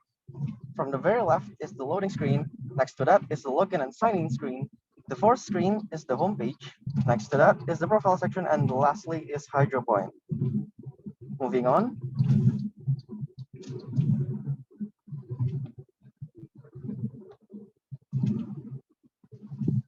In the second screen, we have, or the second page, we have from the very left again, rehydration reminder, rehydration data. Next to it is smart rewash, the news section, and then the water usage, and the last is the details and info section.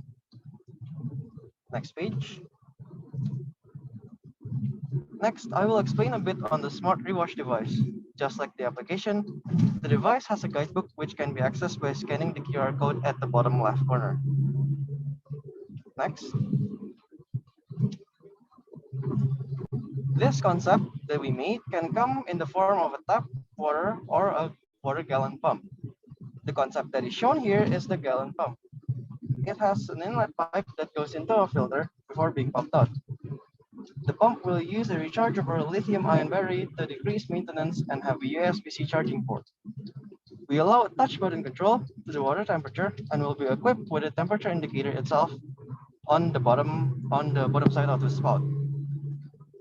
We also have slots for ventilation for the pump and heater. In the pump spout, a water discharge sensor will be placed to measure the output. And above that, on the top of the device, there will be a display for things such as water, temperature, total output of water, on-off power button, and the very top, the place for a gesture control sensor. And as stated before, this device can be controlled remotely by using the app, connected by IoT. Some of the things displayed on the app are temperature, total water output, device location, battery on and off status for the device, gesture control, and other link rewash devices. To the last slide. And with that, I will conclude our explanation on the product and application concept we made. Thank you for listening, and we apologize for any lack of information and other errors.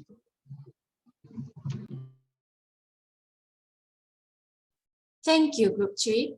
Now we will proceed with the fourth presenter for today's program, Randy Saputra. Randy, the floor is yours. Thank you, Miss. I want to check first, is my zone here clearly?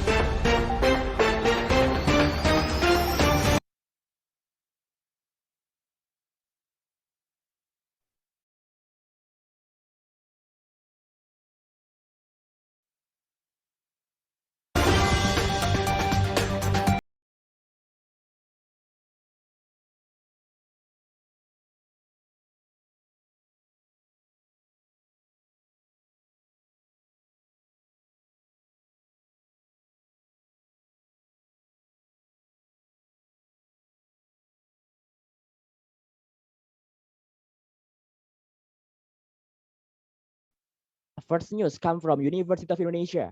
Bioplastor, plastic biodegradable tenebrium as an alternative plastic burning, realizing net zero emission.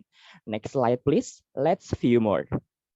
In the last 5 decades, human activity have caused an increase in the amount of carbon dioxide and other greenhouse effects that contribute to global climate change. The impact of climate change can be seen from the Earth temperature, which have increased by around 0.85 degrees Celsius. Next slide, please.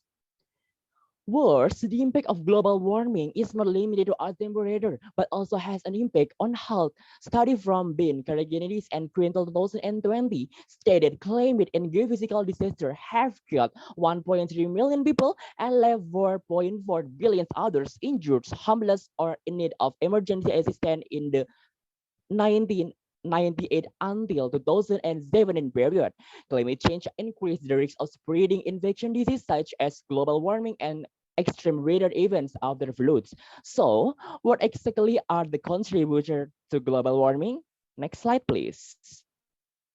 Everyone, if you know, plastic is one of the main threats to climate change. According to Center for International Environmental Law 2022, if plastic production and use grow as currently period by 2030, gas emission could reach 1.34 gigaton in every year.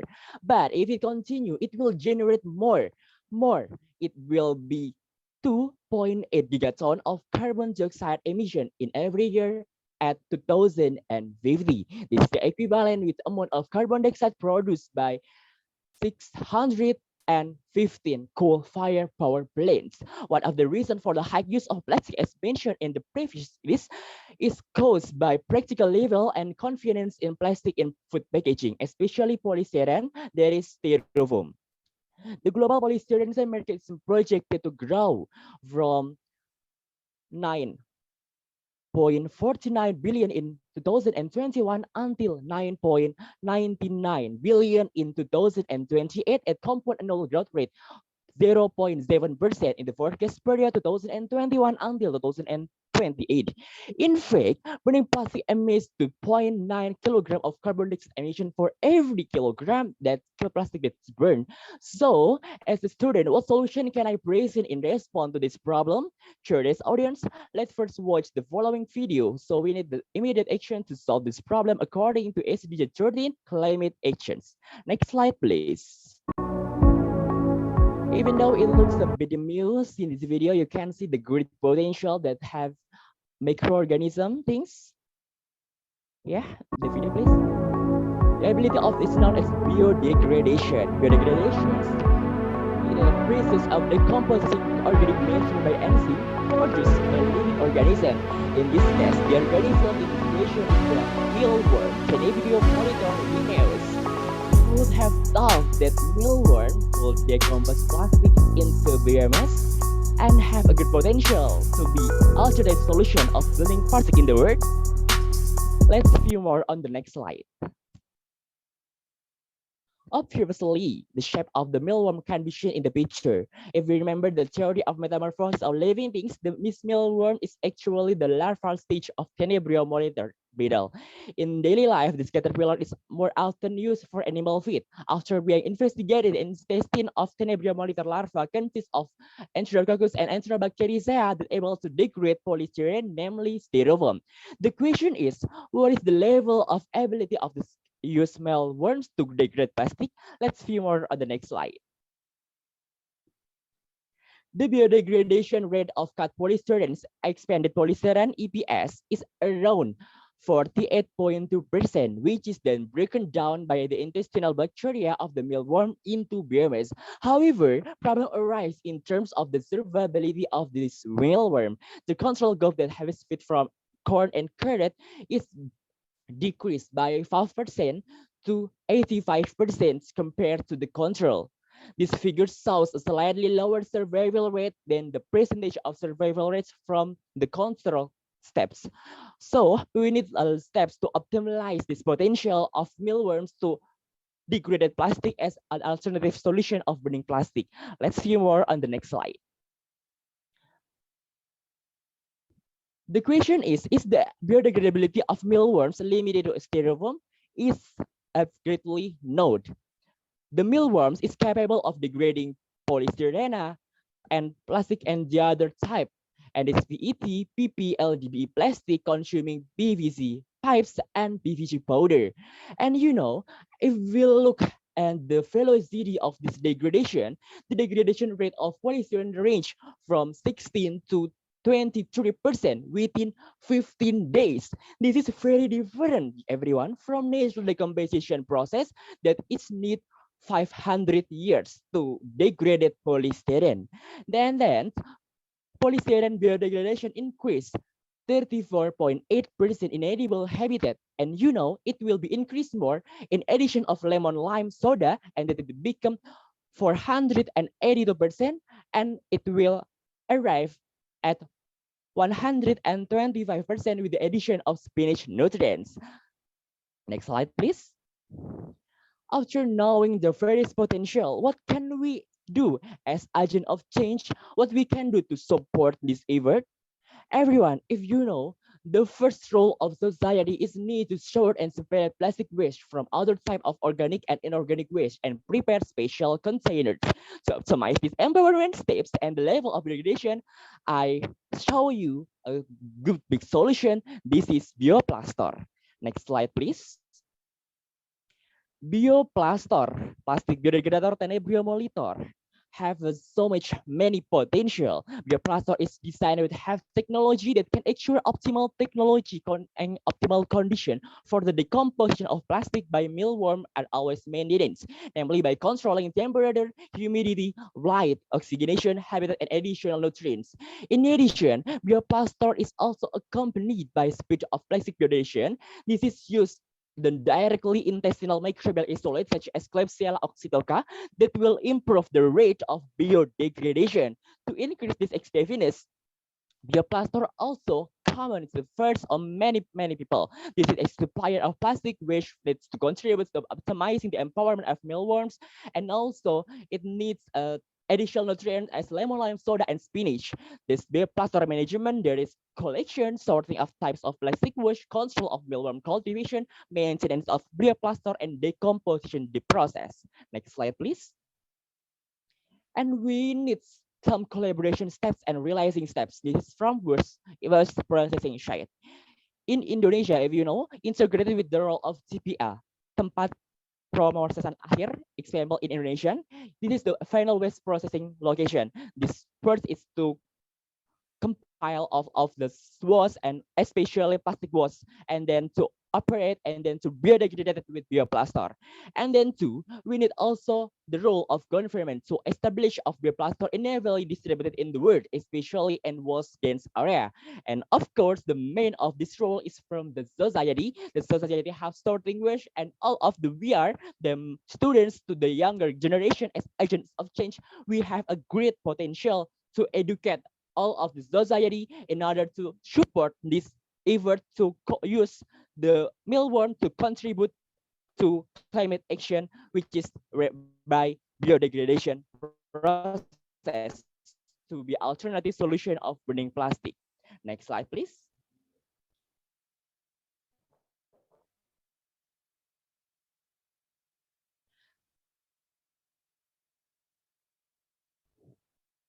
And we until from the conclusions. Carbon dioxide gas emission greatly contributed, this is commission is plastic. For these reasons, as alternative solution to burning plastic is needed to effective in degrading plastic gas. This solution can be presented from the potential of mealworm, Tenebrio monitor linearis, which has very essential role in the degrading plastic wash.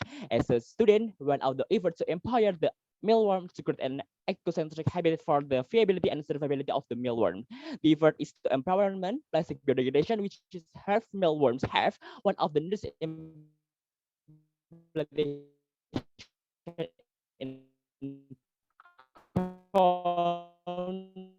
contributing also environmental and SDGs 30s. Next slide, please. A student optimization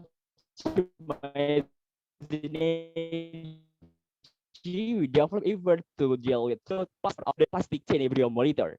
Wassalamualaikum warahmatullahi wabarakatuh. Thank you, Randy Saputra. Moving on to the fifth presenter, please welcome Nidan Kofia and the team. Firstly, I would like to ask, will you be sharing the screen with us? Is it on your own? Yes, we're going to share it on our own. Very well. The floor is yours.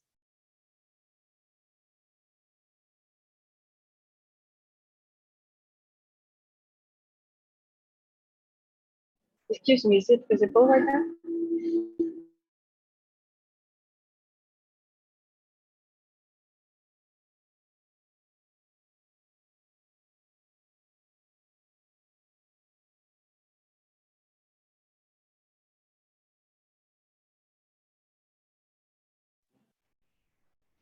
Earth provides enough to satisfy every need, but not every need. Climate change has a widespread impact on ecosystems and societies. As the various environmental problems keep exploding, it is necessary for everyone to undertake climate mitigation.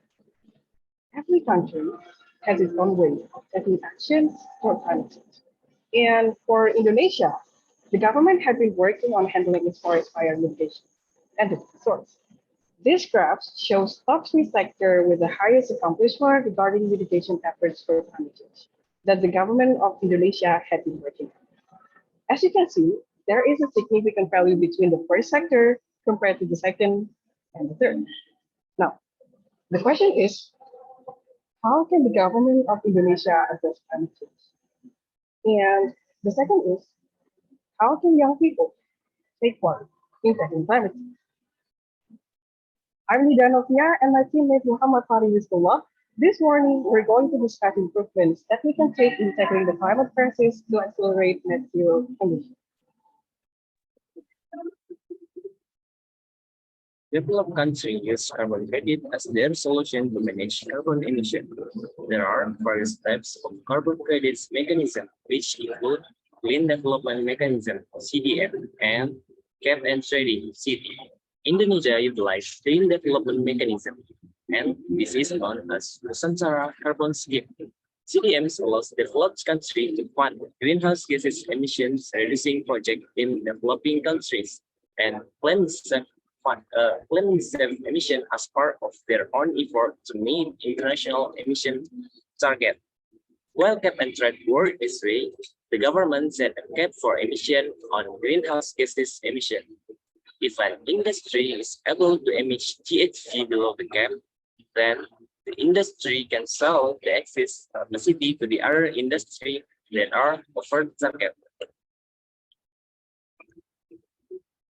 This table shows the advantages and the disadvantages of each mechanism.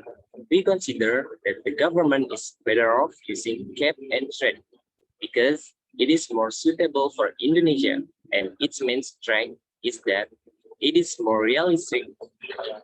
It is more realistic mechanism to implement in Indonesia, despite the fact that CDM has a greater impact in enhancing the country's development.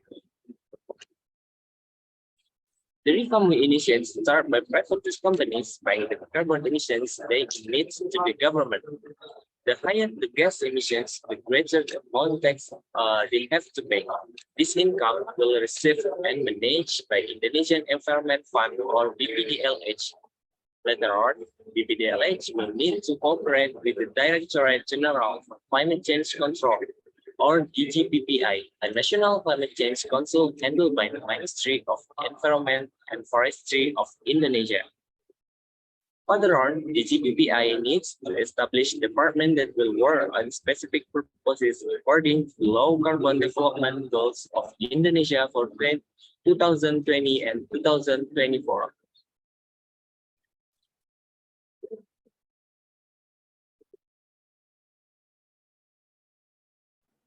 Regarding the division of departments, they will be in accordance with the National Medium-Term Development Plan for 2020 to 2024 narration of Indonesia. These departments encompass renewable energy, land restoration, waste management, green industry, and marine conservation. Further on, these departments will be responsible for analyzing potential regions in Indonesia that are able to support the goals proposed on low carbon development of Indonesia for 2020 to 2024. Later on, local young communities are required to carry out the potential environmental conservation in the region. Actually, it's always about environmental conservation. It depends on what department supervises them. If it's renewable energy, the young communities can be the operation technician for generator plantation. Or they can also be a lab assistant who work for scientists on renewable energy research. So it's actually flexible and highly dependent on the focus of each. Now, for a better understanding, let's take an example. What you have in your screen right now is a simplified execution plan directed by the Marine Conservation Department. Seagrass is known for its ability to store carbon and stabilize the sea living organisms. In Indonesia, Flores Sea has a perfect condition for seagrass to grow properly. Therefore, Marine Conservation Department will need to cooperate with local young communities living nearby Flores Sea to implement the seagrass conservation. This department will need to train the young communities there and supervise them periodically in order to succeed the seagrass cultivation program. After we discussed the implementing scheme, there was also a revamp that we initiated to optimize the funding scheme to make it much more robust. One way to do this is to revamp the cap and trade mechanism to cap and tax. But why? Cap and tax allow the government to have the power to manage the system, and this also allows the government to have the ability to determine the price. And that brings us to end. We'd like to thank the jury and conference participants for your time and attention today. Also, we sincerely appreciate Treehome Indonesia, Avia Cita Foundation, and University Putra Malaysia that we had the opportunity to present our idea. We hope that our presentation today gave you all your insights. Thank you, and have a nice day.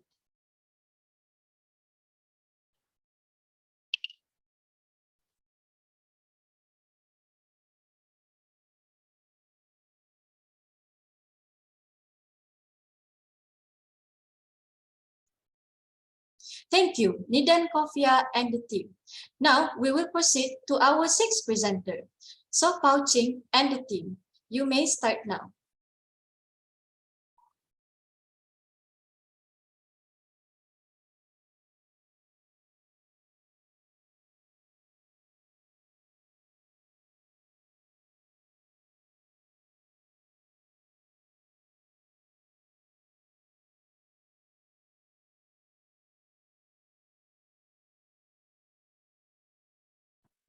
A very good morning to everyone and honorable judges. Before we start our presentation, I would like to appreciate Treehome, Avia Foundation, and also UPM for giving us the opportunity to share and present our ideas. So let me introduce myself first. I'm Lim Singor and my teammate So Pao Ching.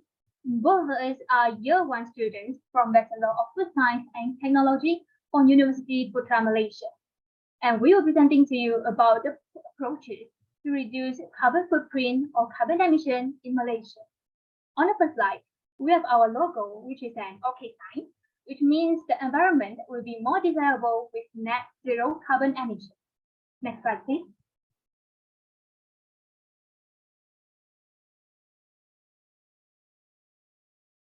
So, how serious is carbon emission worldwide, especially in Malaysia now?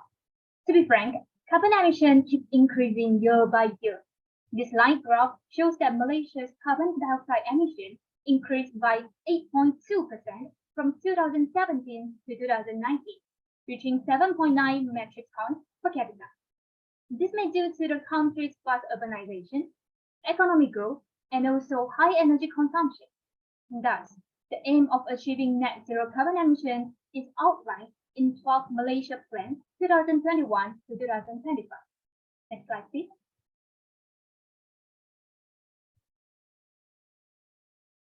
The objective is to reduce Malaysia's carbon emissions in order to reach net zero emissions, and we will include transportation, agriculture, energy consumption, and also open learning in our presentation. Next slide.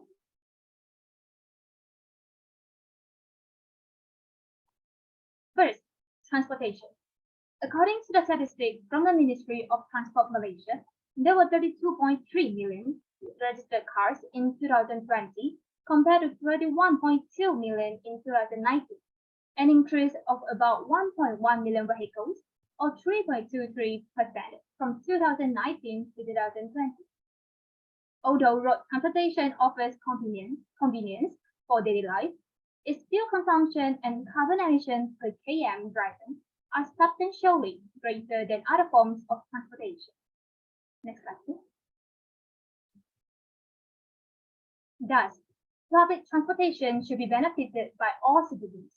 It reduces fuel consumption and it is also more fuel efficient compared to other gas-powered cars. Public transportation utilizes less fuel than driving a private vehicle, as shown by the average miles per gallon multiplied by the quantity of transit buses and trains on the road. Next, alternative fuel. Sorry. Okay. So next, alternative fuel like ethanol and biodiesel should be utilized in order to reduce the worst dependence on oil while also benefiting the environment. Due to their lower carbon content and ability to burn cleaner than diesel and gasoline, all of these fuels emit less carbon dioxide during combustion. In Malaysia, there is an organization called MPOB, stands for Malaysian Palm Oil Board, started the R&D of biodiesel from palm oil, and the palm oil biodiesel was successfully marketed for domestic use in August 2002. Next slide, please. So next we'll be discussing agriculture, which accounts for 11% of carbon emission worldwide. The first step is to manage the animal waste properly. It's because the management of manure alone is responsible for 14.5% of all agricultural greenhouse gas emissions worldwide. So how to do this? By using ruminant farming waste management guidelines. For example, feces and other animal feed from solid waste are dried and composted to create manure, which is then used as a fertilizer. Next slide, please. Other than that, the intake of red meat should be decreased. This is because it can lower the pressure on forest and land use to grow animal feed. It can reduce the number of animals that must be born and grown, which results in production of less manure. The usage of nitrogen fertilizer is also one of the contributing factors. It will degrade into nitrous oxide and causes air pollution. Since organic fertilizers have the ability to mitigate issues related to synthetic fertilizers, they should be used primarily instead of chemicals. That's all from me. Thank you, and I'll pass to Pauchi.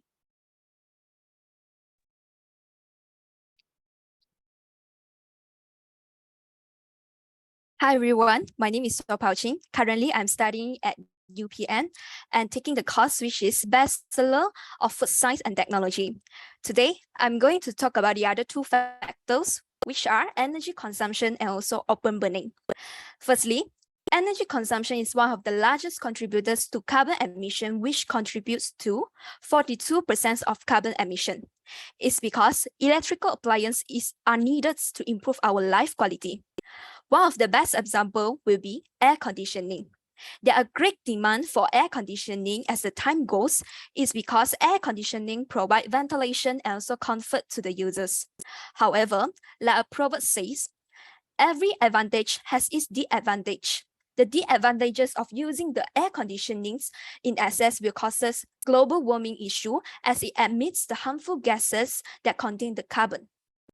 Therefore, people should reduce their energy consumption times of using the air conditioning as well as find the other alternative, which is fan. Besides that, we can't deny that washing machine is also one of the examples of electrical appliance that contributes to carbon emission nowadays. There are also a great demand for washing machine as it saves people times and energy to doing their housework.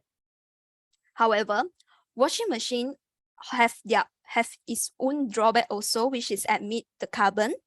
Therefore, there are a lot of approaches in reduce the usage of washing machine, which is reduce the dependency on washing machine and also hand wash the clothes and pants. Next slide, please.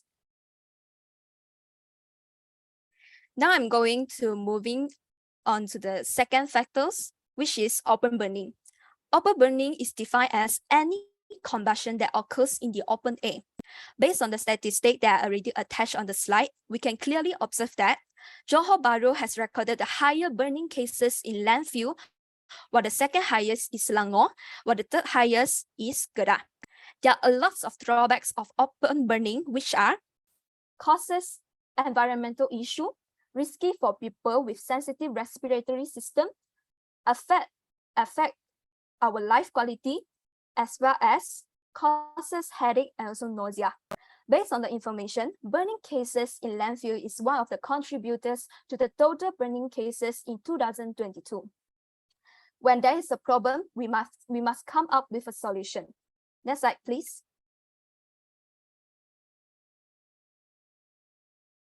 There are a lot of approaches to resolve the burning cases in landfill. The first one will be apply the 5R principles in our daily life, which are reuse, recycle, reduce, refuse, and also repurpose. With these methods, people can reduce the waste and also save the natural resources. For instance, people should reject the usage of plastic and choose to bring their own shopping bag. Next slide, please. Secondly, waste classification is also one of the methods to deal with the open burning cases in landfill. It's because it reduces the cost in waste disposal, reduce the usage of natural resources, and also more convenient for recycle purpose. To classify the dry waste from the wet waste, the ways to execute it will be prepare 2 dustbins so that dry waste and wet waste will not mix. The example of dry waste is rubber and glass.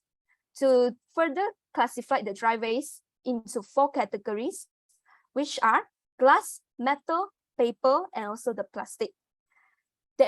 People should always prepare few dustbins to classify the dry waste. Second, the example of the wet waste is leftovers and frozen fruits.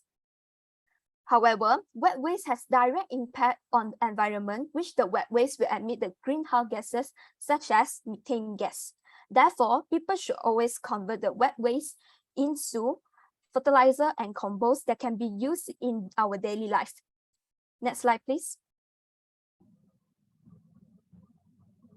In conclusion, based on the research, youth is less worried about climate change, don't believe that human activity can cause climate change, and feel helplessness in making a difference for their life. Therefore, youth should always look into 4 aspects in causing the climate change, which are transportation, agriculture, energy consumption, and also open burning. It's because youth play an important role in leading our country to prosperity as well as beautify our environment. Apparently, youth should always take the action and believe in your power. That's all from us. Thank you for your attention. Thank you, Soh Pao Ching and the team. We will now proceed to the 7th presenter, Anissa Fitri and the team. Please welcome.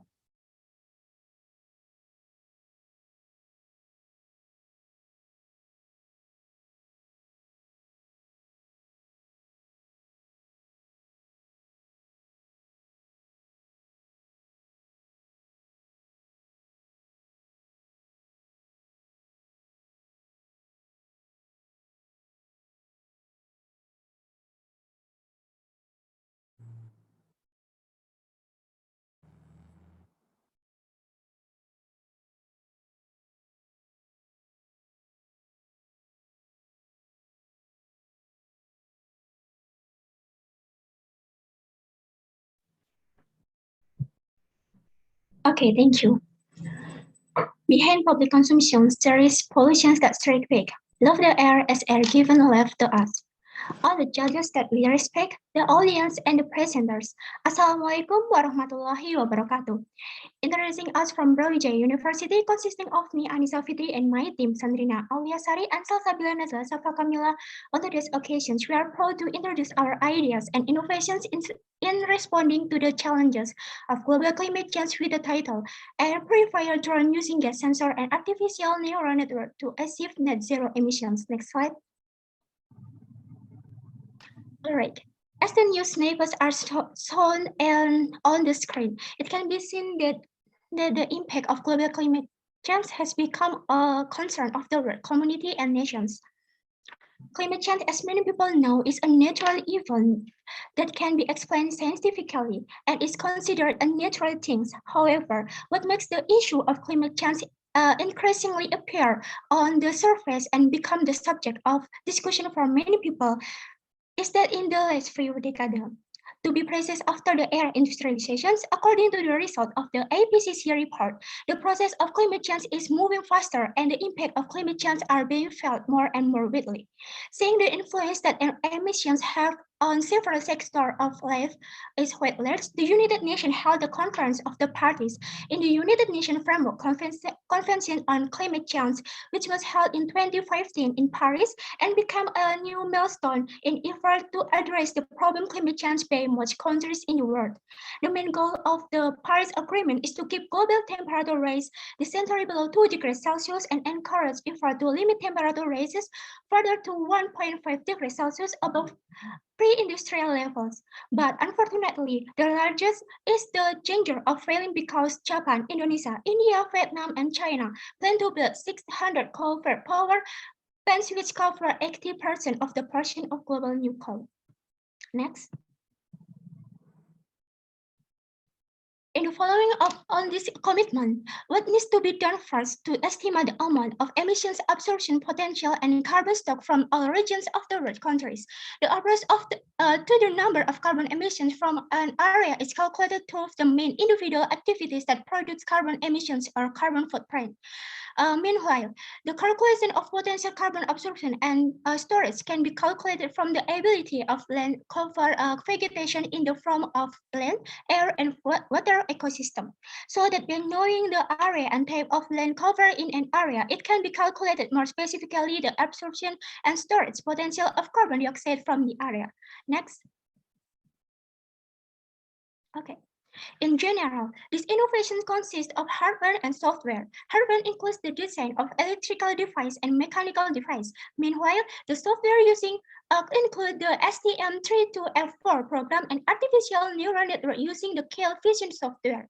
The hardware design involves three main gas sensor series, namely the TGS260 sensor, MH7 sensor, and MH2 sensor. TGS260 sensor was used to clean the sensor room from outside air contaminations. MH7 sensor detects carbon monoxide gas in everyday life, industry, and transportations. MH2 sensor is sensitive to LPG, propane, hydrogen, carbon monoxide, methane, and alcohol. Next slide. Furthermore, based on the system block diagram above, it is known that this innovation used STM32F4 discovery. The first line is used to display the MH7 sensor voltage. The second line displays the TGS2600 sensor voltage. The third line displays the MH2 sensor voltage. And the fourth line displays the emission status in a predetermined area. After the analog voltage is read by the STM32F4 discovery, the next process is to multiply the digital voltage by 3.3 so that the voltage output on the LCD is the same as the voltage on the sensor. Displaying the NDC reading on the 20 times 4 LCD aims to monitor in real time what the output voltage of each sensor is and see the voltage characteristic of each sensor for a particular gas. Next. Next, please. After detecting how much voltage on each sensor, a training or assessment process will be carried out in mathematical calculation to determine weight each sensor and bias. In this artificial neural network system, 3 layers are used with an input layer, a hidden layer, and an output layer. For activation function is use sigmoid activation function on the layer hidden. This hard limb activation function is how it works. If the output value is A equals 0, then the emission level is still safe. And if the output value is A equals 1, then the emission level has exceeded the normal limit. Next slide, please. So from all the explanation above, it can be seen that the working system of this tool is that the three sensors detect the gas being tested. The interface process is on the 20 times for LCD with each full text from the sensor and a warning whether the tested gas has exceeded the normal limit or not. After inputting it to the STM32F4 discovery, the data from three sensors will be processed on the artificial neural network system. In this artificial neural network system, will determine the validity of the detected gas level.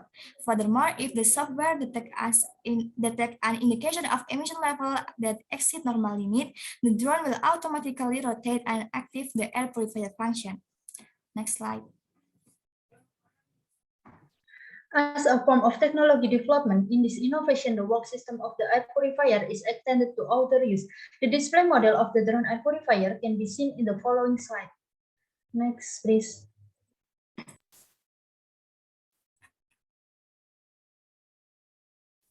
Furthermore, as the stake of the realization of the drone air purifier, this is certainly inseparable from the role of stakeholder who support the success of this innovation.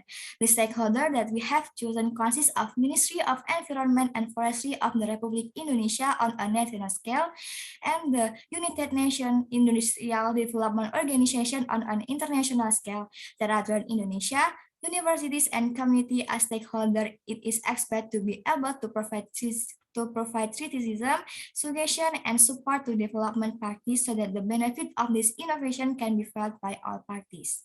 Next slide. Okay, and the following is a SWOT analysis of the innovations we offer first. There is a strength which consists of the drone ability to function specifically and can be used flexible. Second, there is opportunity to impact the high level of carbon dioxide due to human activities and the goal of the achieving SDGs Point 13. Third, there are weaknesses in the form of limited mass productions of drone, and finally, there are threats in the form of uneven area conditions. Next.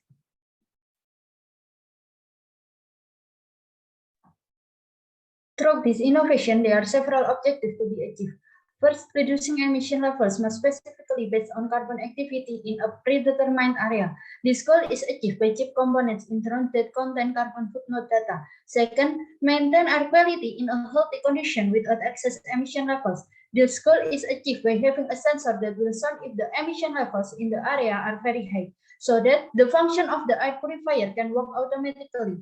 Third, help achieve SDGs target point 13 by optimizing the role of technology. This goal is carried out by increasing access and flexibility to innovation, as well as strengthening cooperation with stakeholders. Next slide, please. Drone air purification innovation is here to answer existing problems with the concept of technology development. This drone design has the concept of unmanned aerial vehicle or UAV, which is combined with data from carbon footnote records and air purifiers. It is hoped that the realization of this innovation can reduce emission levels in a region in a specific and sustainable manner. As a form of innovation development, at the development stage, more gas sensor will be added, so that the data is also more accurate and neurons and hidden layers will be added to the software, so that the output produced is the most accurate and errors can be minimized. Thank you. Thank you, Anissa, Fitri, and the team. Moving on, we will proceed to the eighth presenter, Fatia Putridina. Fatia, the floor is yours.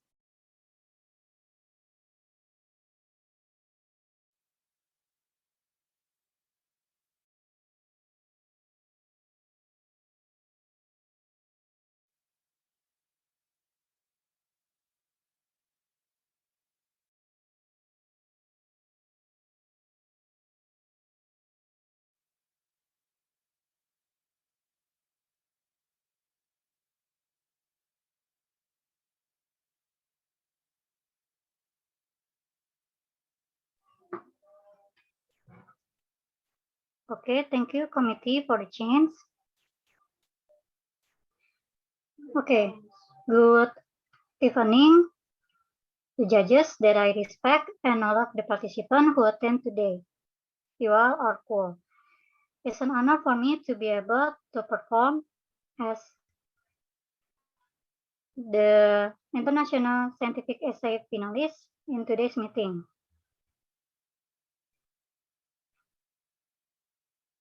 And let me introduce myself. My name is Fatia, and today I will present my essay entitled The Cost Potential to Produce Electricity from Biogas to Achieve Zero Emission. Next, please.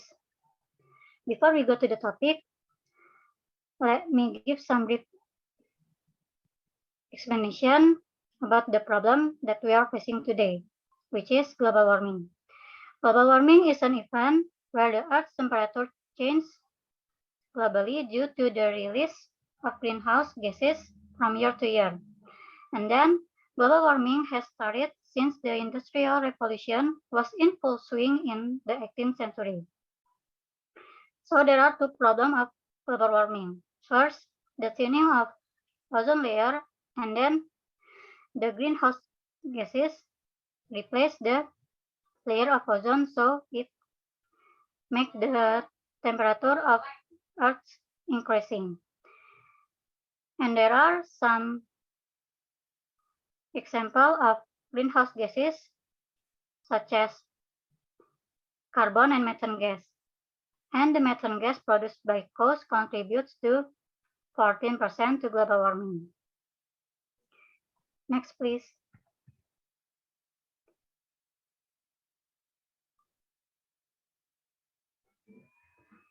So, what we are going to discuss, first, we are going to discuss how to produce biogas from coal stool, and then potential of coal stool and parts as a generator of electricity. Next. Okay, let's go to the body and result discussion. This is the table of biogas eco value and energy production. Biogas is an organic compound that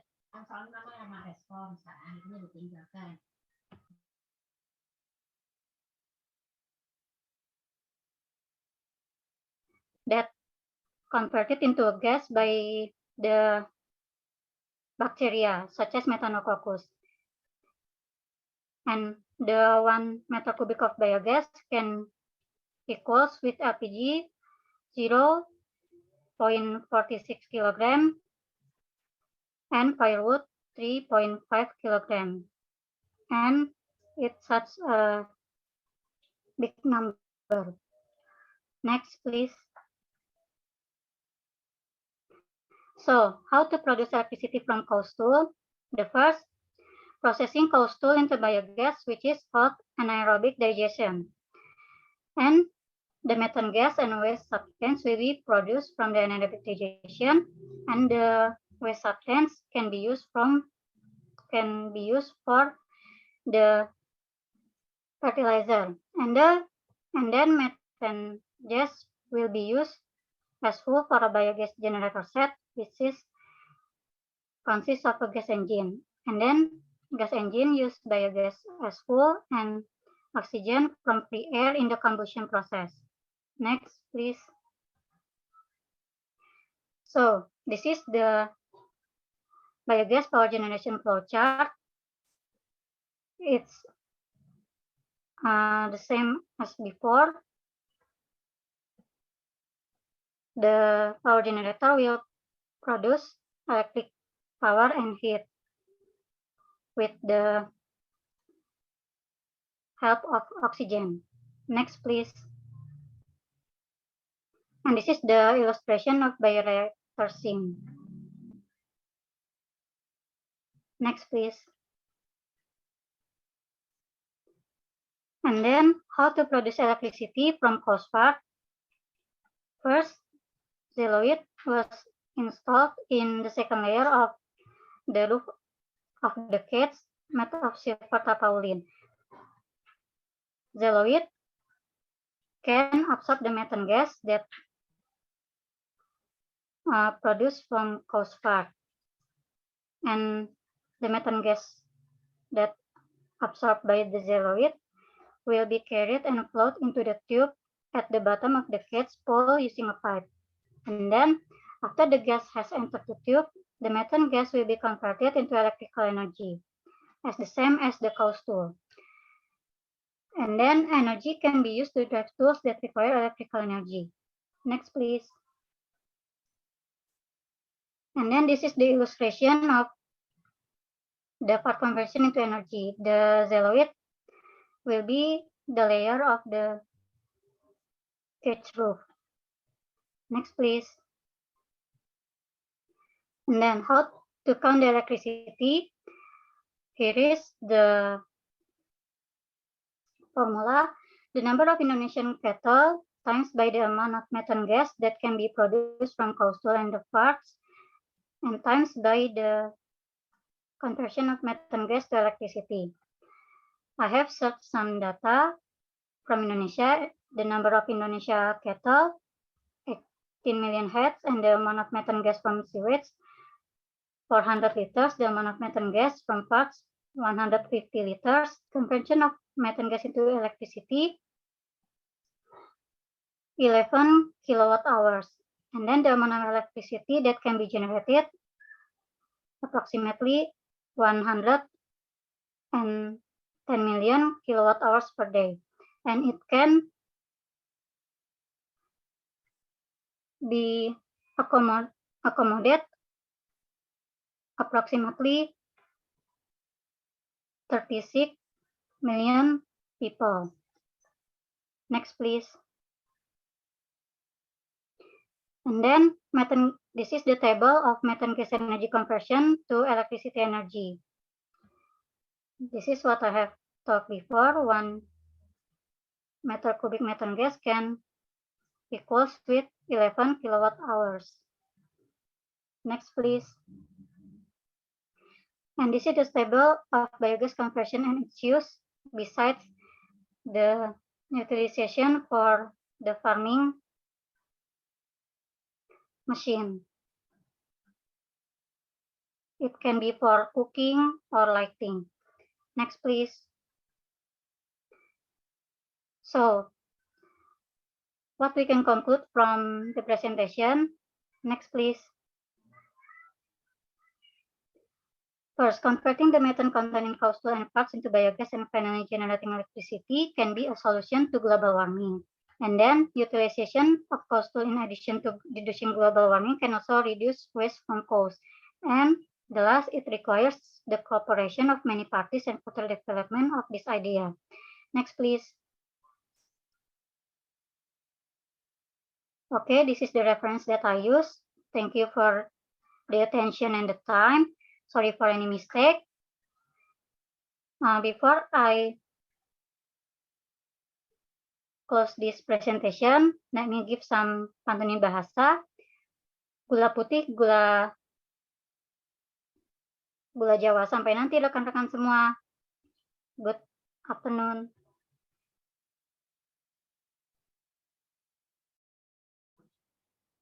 Thank you, Fatia Putri Dina. Now, we will proceed to the ninth and last presenter for today, Amanda Uma Zahra. Please welcome.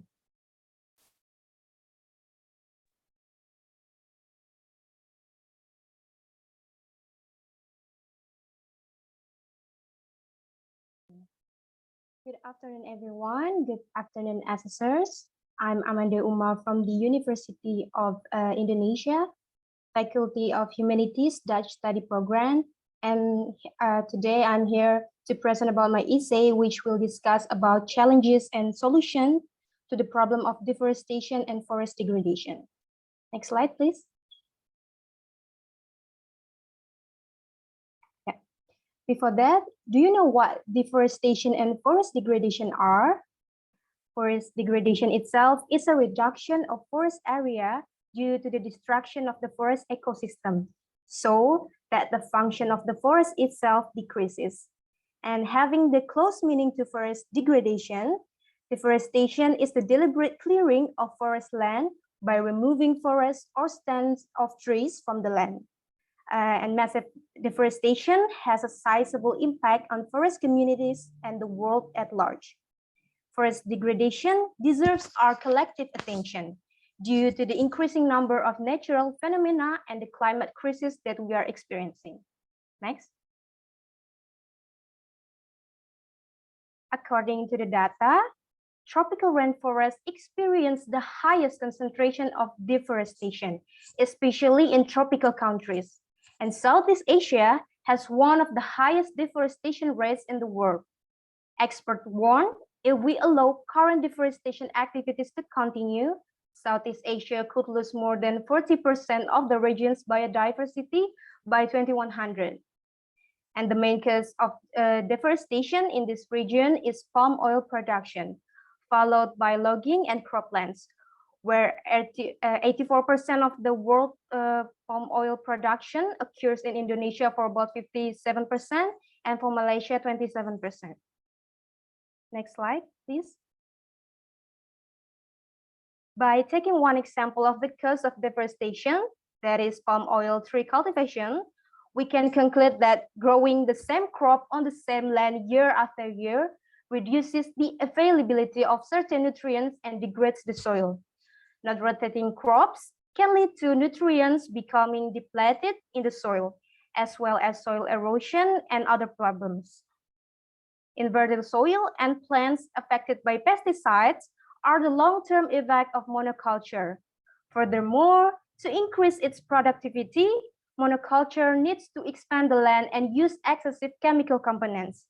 It causes more deforestation, which can have an impact on the loss of biodiversity and soil microbiome, as well as poor carbon absorption. And so, what are the actions that are supposed to help with that? Yeah, next. As an effort to reduce deforestation, I've done an activity that can be called as agroforestry in my parents' hometown located in central Java. It's a system which combines conventional farming of crops and animals with different types of trees and plants and changes it into a sustainable forest and agriculture site. Agroforestry is filled with biodiversity that supports land fertility and helps with nutrient absorptions that will certainly maximize the plant's growth, which optimize the harvest quality and quantity. Next slide, please. And what are the benefits of agroforestry? The benefits of agroforestry are numerous, both for the environment and also from an economic perspective. First, it can increase profitability. Agroforestry can increase a farmer's income in a few different ways. The use of trees can help to protect both crops and livestock from damage caused by wind, so the land is more productive and the yields are higher. And when you add up the output from crops, trees, and livestock, it's generally more productive than just having a farm that simply grows a single crop like corn or wheat. Agroforestry diversifies the income sources of the farm. This lower risk and gives more flexibility to farmers as their incomes is split between several new products. And then increase biodiversity. Having multiple different plant species in an area creates an environment that more closely mimics a natural forest and can support a wider variety of plants and fauna. Having large trees provides room for birds, bats, and other species to find food and establish nests, where they otherwise wouldn't be able to. In turn, these beneficial animals can help keep pest number down. With conventional farming, you run the risk of a single disease or pest wiping out your crops entirely. That's far less likely to happen when you have a diverse selection of different crops, trees, and livestock. And then it increases food security. If you are living a mostly self-sufficient lifestyle, then food security and make sure you have enough to eat is very important to you. Instead of placing all of your bets on a single crop, you can spread your risks across multiple different types of food, like vegetables, nuts, berries, fruit, and other foods, plus many items in a food forest, mature at different times of the year. So there's always something ripe and ready to eat. And then it also can help to reduce global warming through carbon sequestration.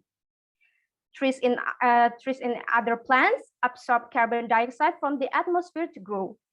The oxygen gets released and the carbon is stored inside them. While one agroforestry farm isn't going to make a difference, if farms around the world planted millions more trees, it could have a significant impact. Just for your information, Trembesi and cassia trees are particularly good at absorbing carbon, but any trees will help. Next slide. To be distinguished from other forestry or farming practices, there are 4 key traits that really define what the essence of agroforestry is meant to be about. A farmer's use of land must meet all of these criteria to be considered agroforestry. There are intensive, intentional, integrated, and interactive. Intensive means agroforestry is an ongoing process to keep productivity up with annual activities like irrigation, cultivation, and fertilization. And then intentional, agroforestry is an ecosystem that has been intentionally designed by humans and gets managed, as opposed to combination of plants, trees, and animals that just happen to accidentally occur in close proximity to each other. And for integrated, crops, trees, and animals are all integrated into a single system. Integration can be vertical or horizontal. This helps improve the productivity of the land and diversifies production between different resources. And the last, interactive, agroforestry takes advantage of physical and biological interaction between crops, animals, and trees. A synergy is created when different aspects of the environment complement each other. For example, trees provide wildlife habitat, and the wildlife in turn keep pests under control. Next slide. However, you must get the whole idea first that a farm site surely needs a preservation before, during, and after the cultivation. To maximize agroforestry procedures, the practice of good farming site requires pruning, fertilizing, sanitation, and pest control. Pruning is done to nurture the plants routinely, such as forming a firmer posture and getting rid of the unnecessary parts. And then fertilizing should be done based on the right steps, dosage, and time to increase the fertilizer effectiveness. Then the pruning excess should also be managed with good sanitation. For pest control, your own safety is the most important. Pest control should be done safely. You must pay attention to tool safety, guides, and the storage place. Next. Okay, that's all from me. I really appreciate having had this opportunity to share my ideas with you. Thank you very much for your attention. Thank you, Amanda, for the closing presentation. Alhamdulillah, now that we are done with all presentation from the speakers, I would like to express my sincerest thank you for the lovely presentations from all speakers today. With this, I hope that our audience is inspired to make Earth a better place in order to secure the future together. Now, we will have a break for 10 minutes before continuing with the second Q&A session. With this, you are required to stay in the Zoom and we will get back to you soon. Thank you.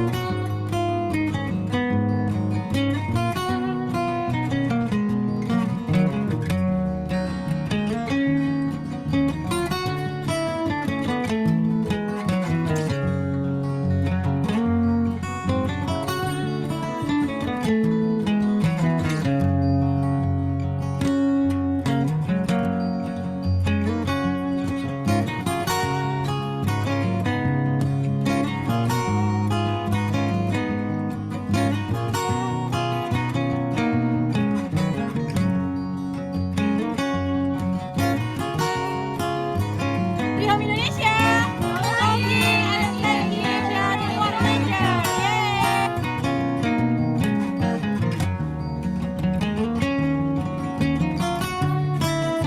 Yay!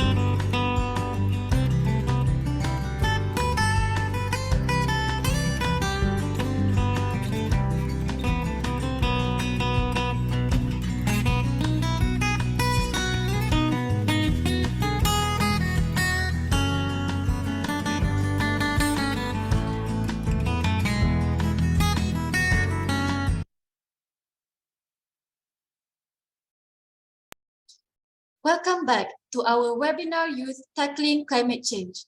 We hope that you are still with us until the end of the program. Now, we will move on to the second Q&A session where your questions will be answered by our youth presenters. Perhaps our audience may ask regarding the ideas and innovation that our presenters have explained today. Therefore, feel free to ask any questions by switching on your microphone or write your questions in the chat box. It seems like we already have one question from our audience. Sorry, I would like to ask Boxman team, can you explain why do you use tailing bauxite for the absorbent?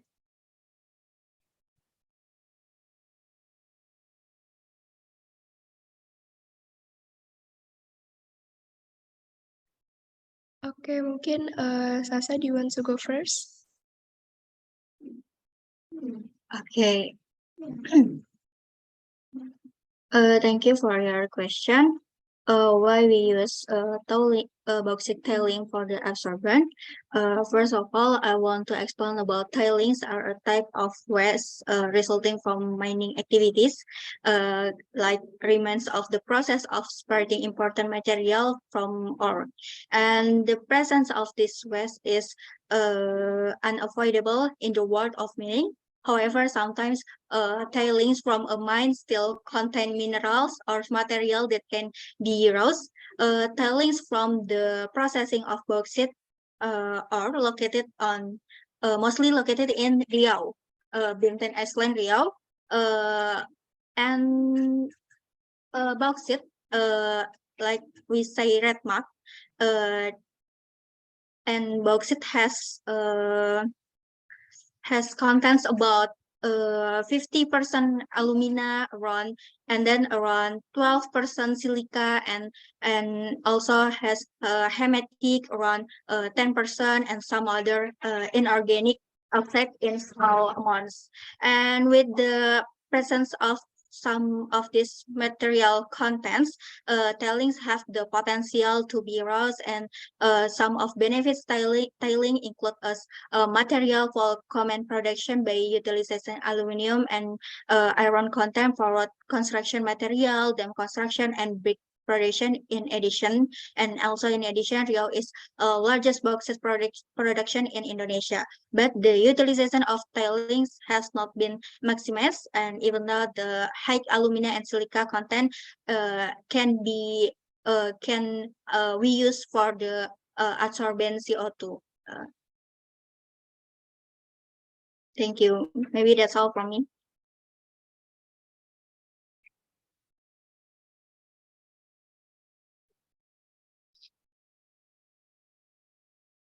Thank you for the excellent questions and answers from Yasmin and Najwa's team. Is there any more question from the floor?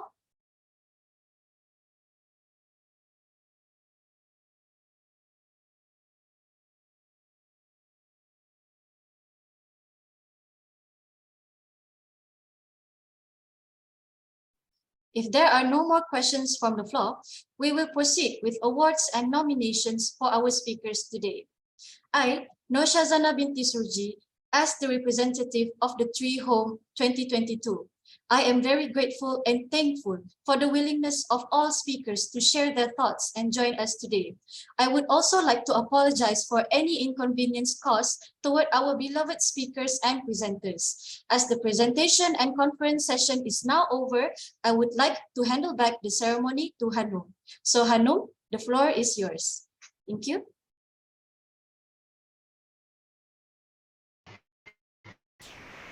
Okay, thank you Nurshazana for becoming our moderator. Okay, that's all best presenters for the conference. What is presented is very interesting and certainly innovative. The presenters successfully presented their views and innovations regarding the efforts of young people in dealing with climate issues. Okay, now ladies and gentlemen, we are already going to the next session. That is, we're going to announce the wording. But before, I have to say all the presenters have given their best in this conference, but this awarding will present the nomination in the best paper selection and best presentation, and also there's a special nomination that is favorite presenters. Okay, Now, we already got some names in nomination. The from the judges of Treehome International Conference 2022. Okay, let's check this out. Nomination of Best SI goes to Najwa Nur Awalia and team. Congratulations, Najwa and team. And you can turn on your camera for us to take the documentation. And please welcome our head of committee, Mr. Octarino, to turn your camera.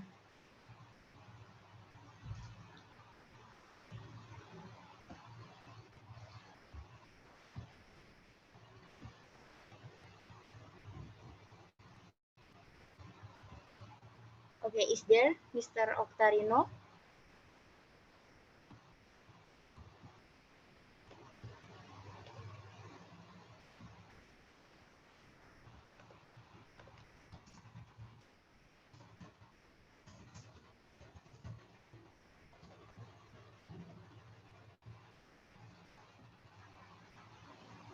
Okay, maybe there's a bad signal with Mr. Octarino. Okay, maybe the operator, we can directly to take documentation session with the best SI for Najwa Nur Aulia and team. Okay, I start counting for the documentation. 1, 2, okay, give your best smile. And once again, 1, 2, 3, okay. Congratulations once again, Najwa Nur Awalia and team. Okay, next we're going to announce nomination for best presentation. Okay, this nomination of best presentation is going to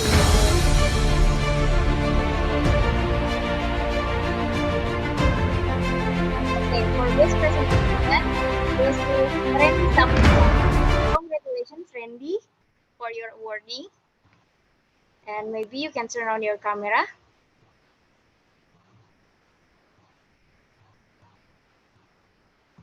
Is there Randy?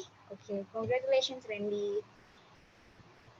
And maybe representative of head committee, Mr. Octarino.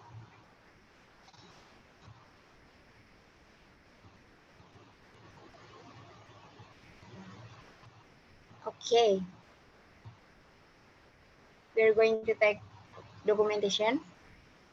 Okay, Randy. May operator. 1, 2, 3. Okay, once again, Randy. 1, 2, 3. Okay. Congratulations once again, Randy, for your best awarding. And next, we're going to the last awarding. We announce for the favorite presenter. Anyone can guess who the favorite presenter? Okay.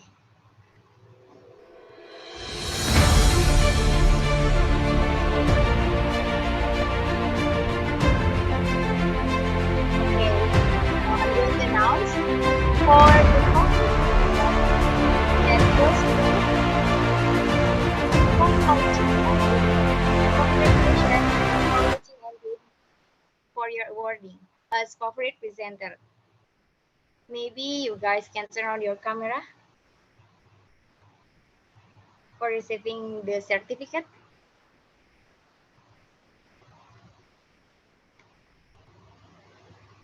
Okay.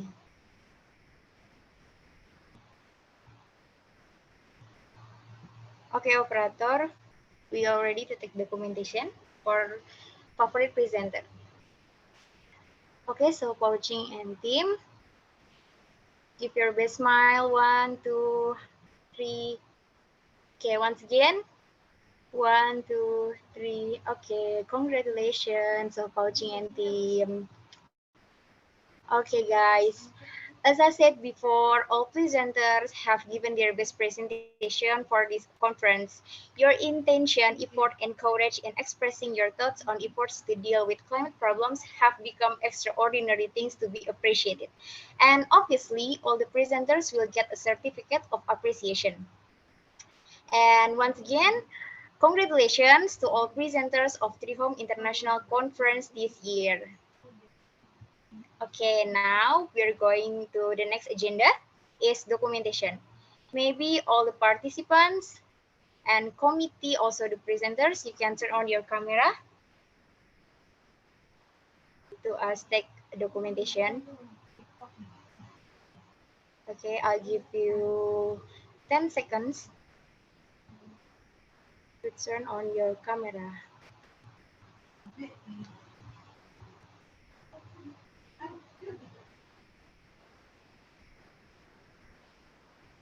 Already all?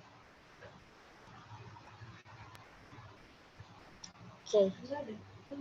The operator, we can take the documentation from now. Okay, I start counting from, give us your best smile, guys.